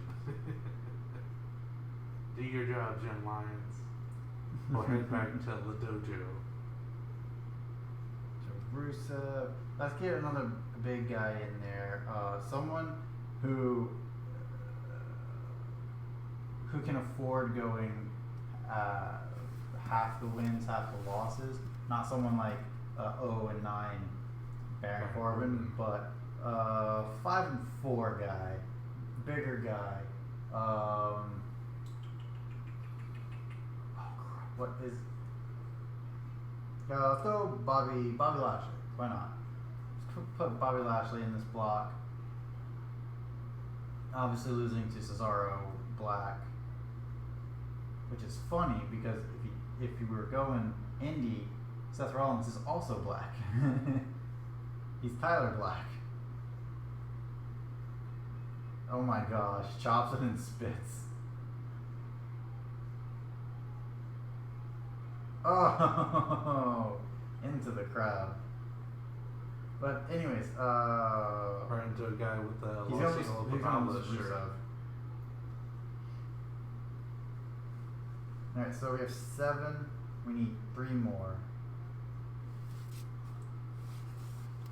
Oh, let's have an indie darling, Bryan Danielson. We're gonna have him in there. Or Daniel Bryan, for people who don't know his real name. He's going to be in this block because Aleister Black and Daniel Bryan, Daniel Bryan, Cesaro, all great combinations there, and two more really good. Oh, let's do another big guy who can lose, and we're going to do Luke Gallows, and then we're going to round out with. Harper?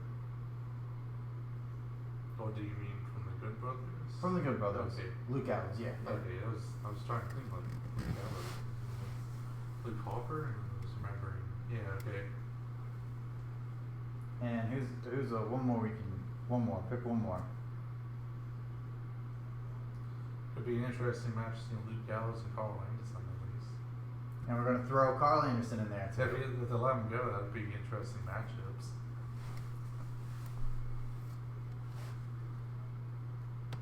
Yeah. But yeah. All right. So there we go. Boom. Who is going to be the winner of A Block? Aleister Black. Aleister Black. Got a new guy. All right. So let's quickly do B Block. Obviously, AJ Styles, Ricochet. Both of those guys need to be in B Block. Who's going to be number 3? I'm gonna go with Xavier Woods. Okay. Since this is gonna be for like a shot at the title, I'm gonna keep champions out of there. That's why I'm not gonna put Kofi Kingston in either one of those. All right. Or So Brock Lesnar, that's fine. I was just making a joke really, but I'm not gonna put either one in there. and let's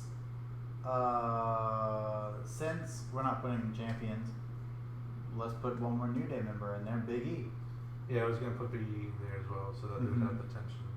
You'd be WWE's Evil versus Sonata. Mm-hmm. So Big E's of course evil in this position. I mean, even by his size alone, he's of course evil. mm-hmm. Xavier was a little short for Sonata, but still. It's gonna be. It has to be good enough. Yeah. So yeah, Big E, Xavier Woods, Ricochet, AJ Styles. Who are the other two? Or the other 6? I cannot match today. Big difference. Yeah. Trying to think of who's even on the. We're gonna need some guys to take losses. Yes, we do. I just recently remembered he's on the roster, so Shelton Benjamin. All right, Shelton Benjamin. He's an athletic guy. If you let him go, he can have some great matches. Oh, 100%. Especially with AJ Styles Mm-hmm. and Ricochet. So he's gonna take losses. Another one who can take losses will be.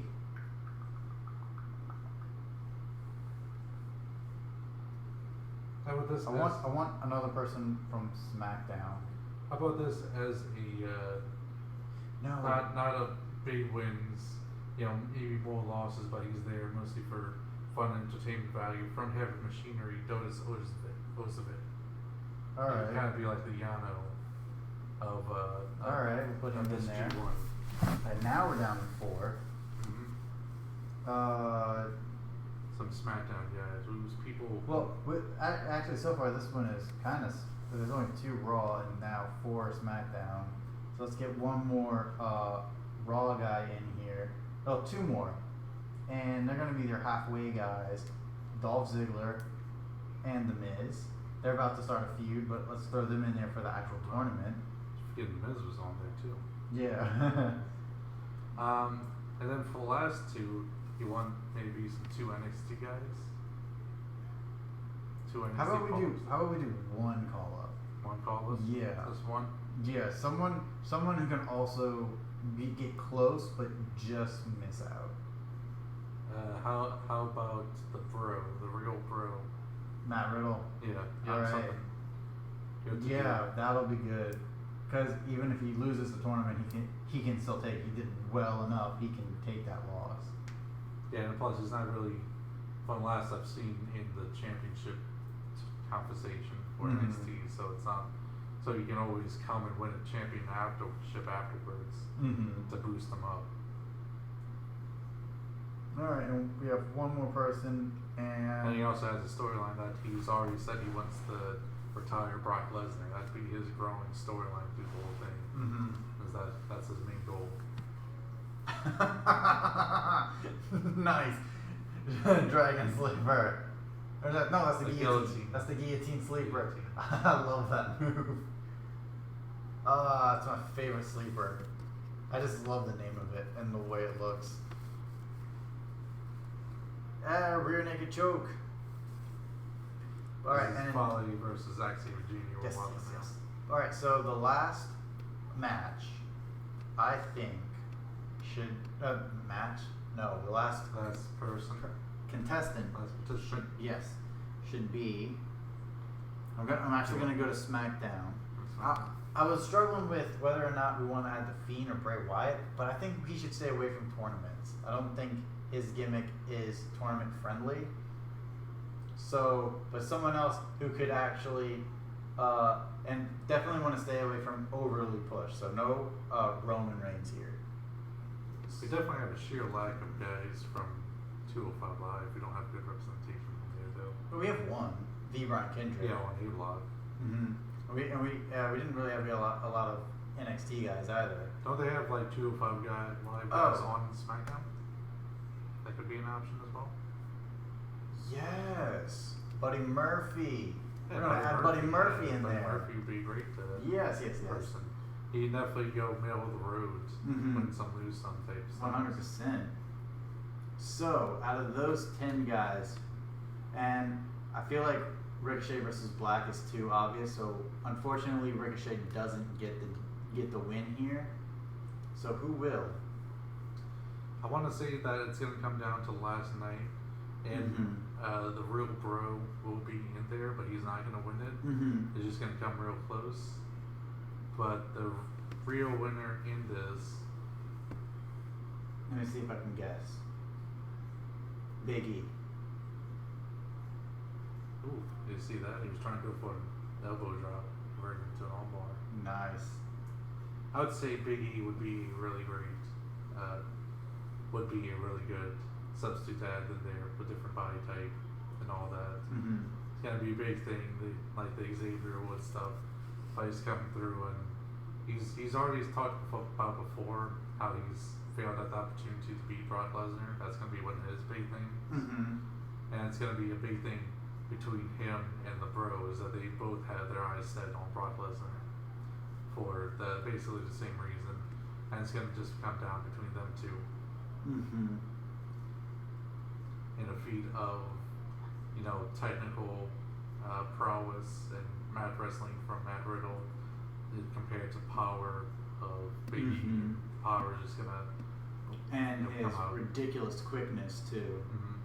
That's gonna be a good example of him being able to beat a guy and former UFC guy as a good example to help him go forward with being able to beat Brock Lesnar. And I do want to feel Big E. So it would be Big E versus Aleister Black, who we're gonna go for there. So, were you going for Big E before I guessed that, or? I was trying to pick. Okay. Oh, Giotto, you jerk. Chase Owens, you also a jerk.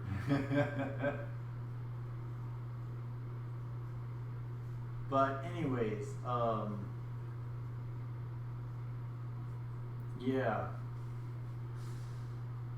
I think the up-and-comer getting that win, he's still an up-and-comer, and then Big E, he still has that story. He's not focused on SmackDown titles. He wants Brock Lesnar in order to give the New Day one more belt.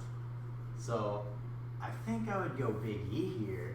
Yeah, I was going Big E. I mean, it's early enough that it won't hinder Aleister Black too much. And especially if he goes undefeated in his block, and they have a really good match, it won't hinder him at all. He can become like a bona fide star right then and there. Who's the last two for A block?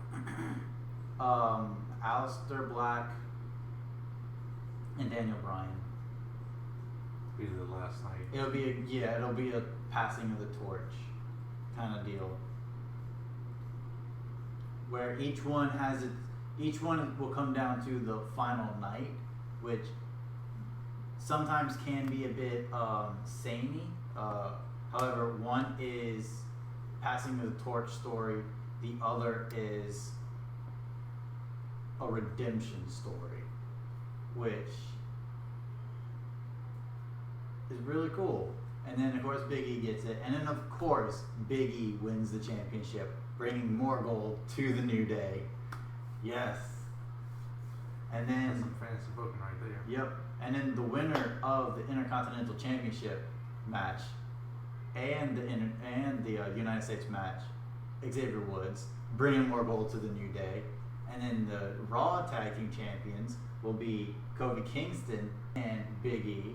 So more gold to the New Day. And then Xavier Woods, the drag, wins the SmackDown Women's Championship. No, we're not doing that. We're just gonna add Dana Brooke to the New Day to win both champions. Okay, that's right. Alicia Fox. Alicia Fox. And now New Day has all the belts. Yay! I'm surprised you went with Alicia Fox and not maybe Ember Moon or something. Okay, Ember Moon makes more sense. I mean, Alicia Fox doesn't even work for the company. God, go on. No, she's a brand new commodity. She's brought back a count-out victory. What? And the crowd goes wild for that count-out victory. Wow. See, count-outs are better. That was intense too. I thought he was gonna just make it. And look how happy Zach is. He waited till the last moment and booked it. And it's so weird because, like I said before, countouts feel like they could always be the end and not do it, even though they so rarely ever do countout victories. And it's like, it's so weird. And when they do, it's just like, oh my gosh. And it's like, when it comes to WWE, it's like it never feels like the countouts going to be the end of the match, even though they do it a lot. Like their regular shit. It's like, it's weird. I should be thinking like, oh, it could possibly end the count, like, because that's what they do.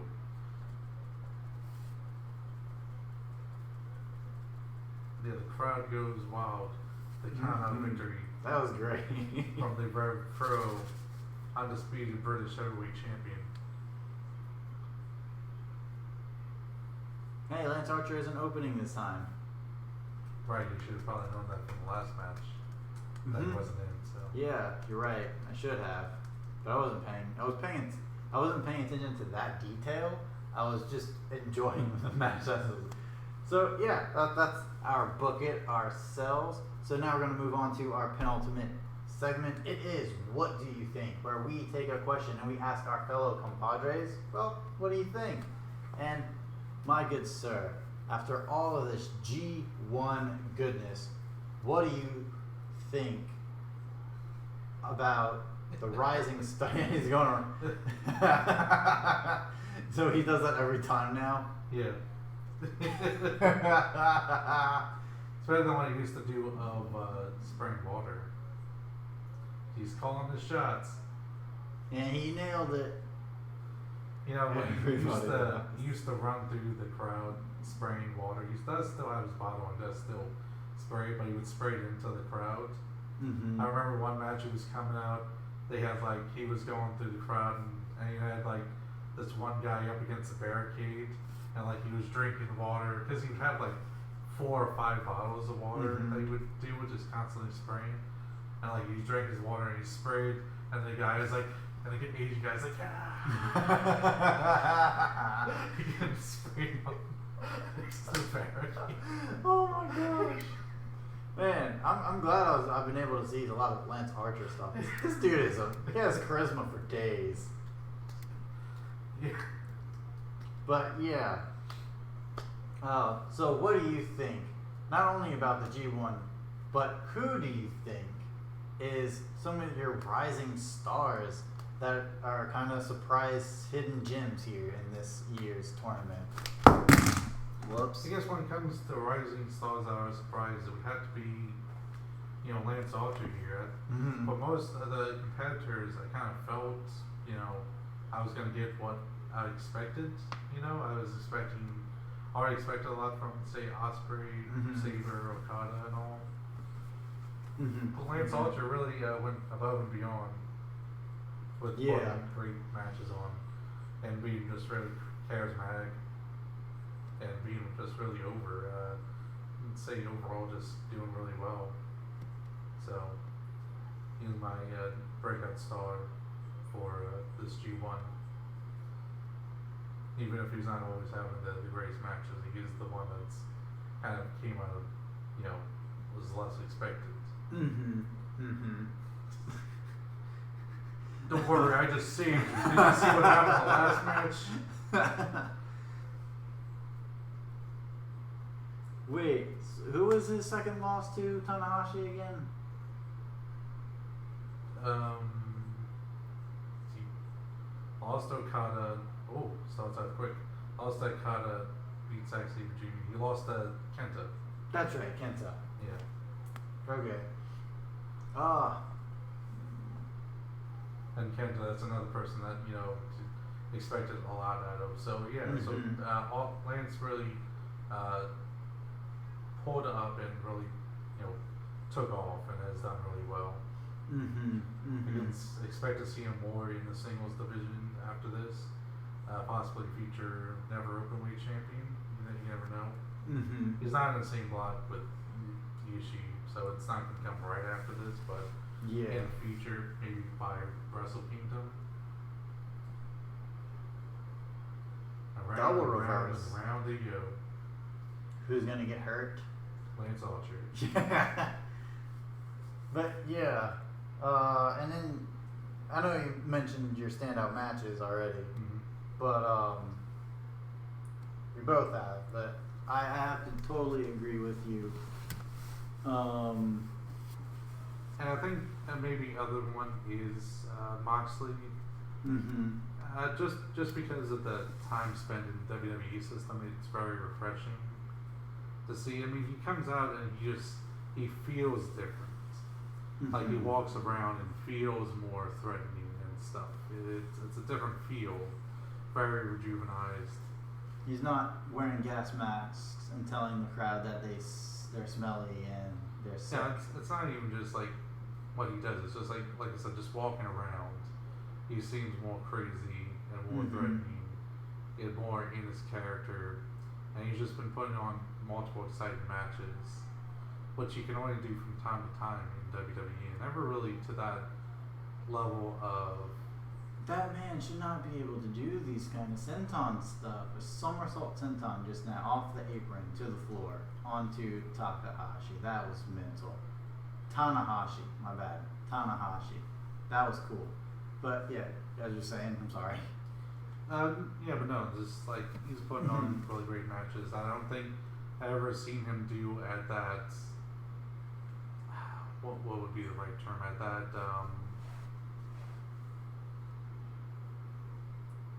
At that much. What's the term here? Like with that much energy or passion, I guess you would say. Intensity, that's the word I'm thinking of. He didn't have that type of intensity, and even in good matches that he was with in the WWE, he didn't have that level of intensity that he's bringing to these matches here. So that was another good one to see. Who out of this is your favorite so far? And it's not necessarily, least expected or breakout star, but since you haven't seen a whole lot from a lot of people in Japan, what was your favorite person so far? Outside of, say, like the usuals, like instead of just saying like a Naito or something. Well, Naito has been really upsetting because he hasn't won much. I think he only has 2 points right now, which is upsetting.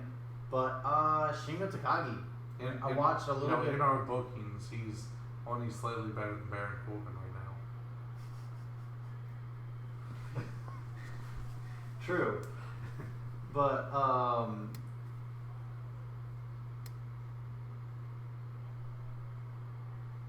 Shingo Takagi is doing amazing stuff, and he got 2 big wins already, which is amazing for him. Definitely shakes things up. Tai Chi. Unless you stay in LIJ. No, I'm not gonna stay in LIJ. No, I said saying Shingo Takagi allows you to also still stay in LIJ. Well, yeah. Well, I mean, I'm gonna name more than just him. Yeah, I know. I'm just saying. It's like it's good that another stand-up for you was also in LIJ. Yeah. I really loved his work that I got to see when he was with in the juniors league, and he has a really cool look as well. But how come Naito doesn't have a mask, or does he? He may have had a mask. Okay, because everyone has a mask. I'm not just saying Bushi, but everyone has a mask. I'm pretty sure Takahashi had one too. But anyways, went off on a tangent there. Lance Archer from Suzuki-gun, and I cannot wait for his match against stablemate Zack Sabre Jr. I think that's going to be interesting. Obviously, Will Ospreay, Zack Sabre Jr. are class anyway.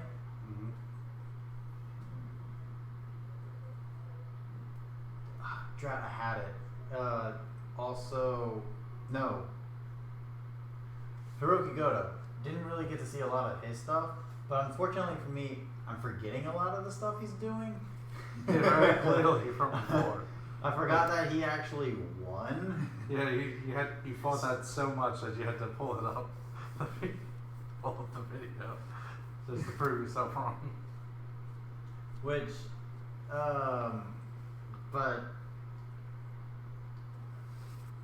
obviously Naito was great. What the crud is this man's name that I'm trying to say? I'm really impressed with Kenta's work here, because when I was watching him in 205 Live, I didn't really care for a lot of the stuff he was doing. He has really great character work, but he wasn't all that interesting to me. But here, he's actually doing really good stuff. And then it's also, who are the people in B Block? Because it's B Block that it's not Cobb, it's not Ishii, it's not Moxley, Juice. not Juice. Ishii. Goto. Oh, you already said Goto. Yeah, not Goto or Ishii. Jay White. Poor Jay White. I'm trying to think of lessons.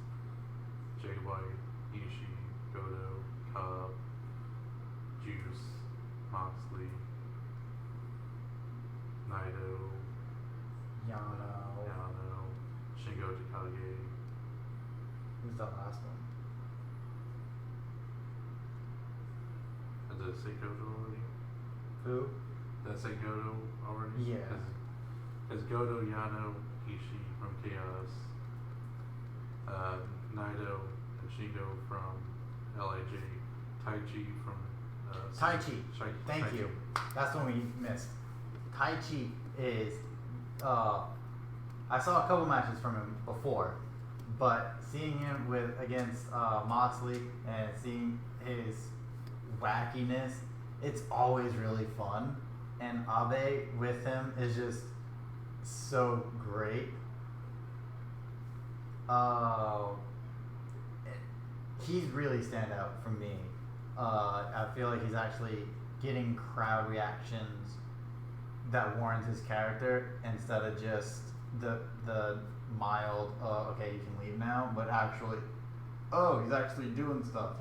He had to learn to grow, and I can feel that. I can feel like he's definitely grown. I think you should suggest that Stephen Lawson to make a top 10 list of best wrestling theme songs sung by their wrestlers, so they can put Tai Chi at number 1. Right? Yeah. But yeah. And then of course Lance Archer here. Lance Archer, Tai Chi from Suzuki Gun, just doing amazing things. And Shingo Takagi and Moxley and Kenta, people I were familiar with, but got to see even more of in a better way, is not only refreshing, but makes you like these guys even more. I hope Jeff Cobb, though, actually gets to do something more.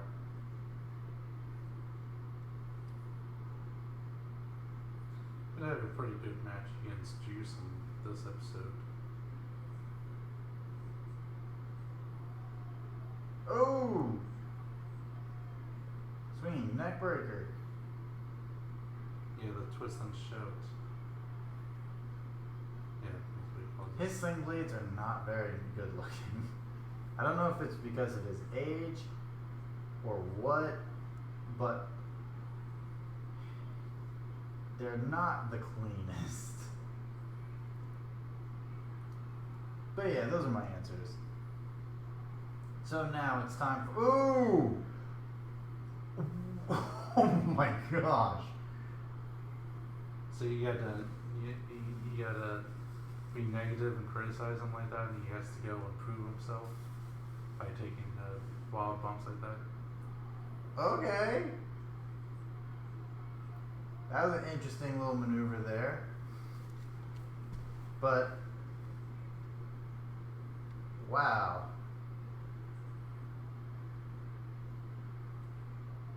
People are loving Lance Archer. I mean, to be fair, right now they're chanting for Tanahashi. Are they? Yeah. Okay. I mean, even though it's low, I can still almost hear the chant there. The Tanahashi chants, Tanahashi. Still going with that fact that you remember that I told you probably mispronounce people's names to make them more chantable. Which I still feel is probably the reason why Totaholic call him Ishii. And still do. Probably. But anyways, I mean they mispronounce Japanese wrestlers' names all the Well, time. for whatever reason they call him Adam Heyman Peachy.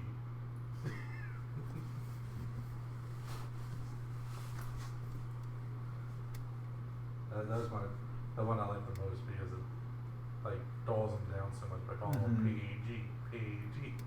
They actually do that. Yeah, it's like what your mom would call you and chain out during a wrestling match. But yeah. It's like, Mom, I'm a serious wrestler. Stop calling me Paige. Ooh, reverse Alabama slam.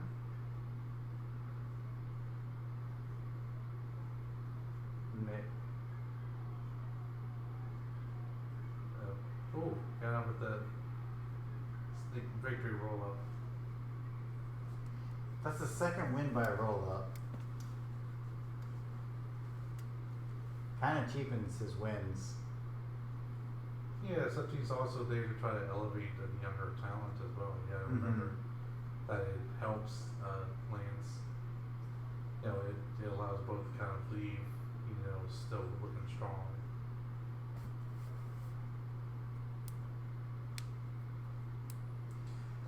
Alright, so yeah, on to our final segment of the night. Or the night? It's not even nighttime. Oh no! We've been here for 5 hours doing a podcast. Oh my gosh! He just launched that rep. But anyways, I was about to say we've been struck by the Lightning King bug. Because they do Can You Feel Love Tonight in the morning. But yeah, final segment of the show, it is the mailbag, where we take questions from you, wherever we can get it, whether it's directly from you or anywhere we can find them. It's our mailbag, and let's take a quick look to see if people love us today. Apparently not. That's okay. They hate us. You really hate us. Oh, drat, he took the mic. So I also once again accidentally put the Japanese hound in, so we wouldn't have even heard it. Mm-hmm.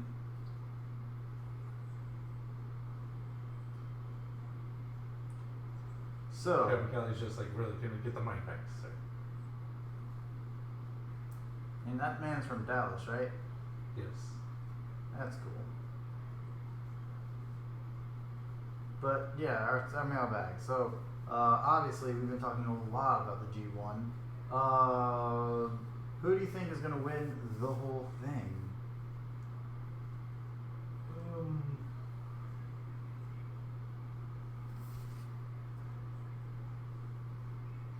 Right now, could you go up to like Kota Ibushi? I can see. Okay. I don't see it going the way of Naito. I don't think they're going to give Moxley. They may give Moxley the block victory, but I don't think they're going to give him the overall victory. Mm-hmm. For some reason, well, it's still we're only halfway through one block, and we still have one more night before we're halfway through B block. But so far, it's looking like it's looking a lot like All these towels, I don't think I have enough sweat for it. it's looking like it's looking like it's either Kenta and Okada for A or Moxley, and for some reason something's telling me Ishii has a shot, but if not Ishii, maybe even Takagi. I thought you were going with Yano. I mean, he has 4-2. The surprise victor, Yano. Not a lot of sights as much as some of the Knights. I think he's going to be middle of the road, Yano. I like Milano Collection 18 with his frame with his sights. So, Evil and whom again? Evil and Kenta. Okay. Oh, poor Evil. Yeah, so it can be Kenta. I was kind of almost forgetting about him. So probably Kenta. No problem. Hey, I mean, at least Evil is breaking in with all that sweet merch. It's just too bad he blows his entire savings on new sites. Mm-hmm.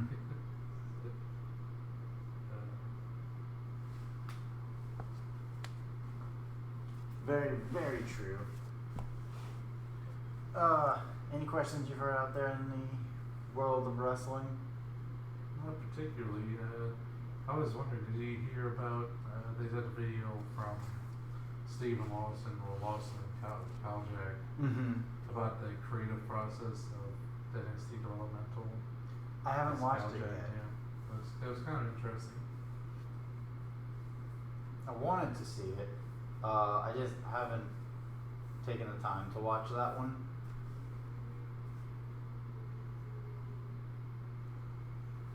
Pretty A lot of interesting. other things. I was doing other things while that one came out, and I just forgot about it along the way.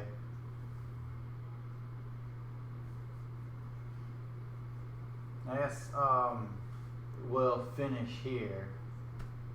What do you think about the 3 matches already announced for SummerSlam so far? Oh, what are the 3? Seth Rollins versus, surprisingly enough, Brock Lesnar. Big surprise. Mm-hmm. Natalia versus Becky Lynch. Okay. I know that one's actually a real surprise. And the final one is a SmackDown match.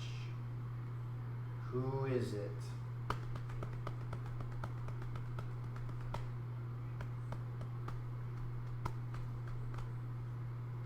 Was it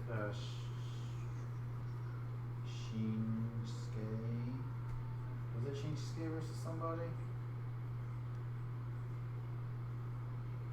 Well, drat. No. I think it's no, that's not for that. Actually, I know there's one more. Hold on. Let me look at it real quick. Well, they had Seth Rollins versus Brock Lesnar before, right? So if that was a good match, then okay, then that'd be that. If not, then no, I don't care about it. Boo. SummerSlam 2019. Say that again? Well, I was saying that, I think we've seen Brock Lesnar versus Seth Rollins before. Mm-hmm. So it gets to be whatever that maybe I guess if he cares. Bailey versus Ember Moon for the SmackDown Women's Championship. Oh, that's real surprising that you don't remember that one. Mm-hmm. Bailey versus Ember Moon could be good. Natalia versus Becky Lynch is kind of out there and definitely not a transitional possibility. Mm-hmm. So it's a lot less interesting. But as long as it's not intergender tag team matches. Mm-hmm. Mm-hmm. So far, it doesn't look like they're going to do that again for a while. Yeah. Especially after the confusion, because I got to the last one, everyone's wondering, like, wait, doesn't that mean that now Sable is the women's champion? It's gonna be Brock Lesnar and Sable versus Seth Rollins. Maybe even mention the intergender tag team match. Oh, let's not give them ideas. But yeah, anything else you can think of? Not really. Alright, well, that's the show for today. Thank you guys so much for watching. It was a blast. We had a good time watching wrestling, talking about wrestling, and all that goodness. Please let us know your thoughts about everything we discussed and talked about down in the comment section below. After you do that, please give us those sexy, sexy likes. And the unsexy ones. Once you do that, you might as well share this video and all of our videos to your friends. And enemies. Don't forget, after that, you absolutely have to hit subscribe so that way you are part of the Smarky family.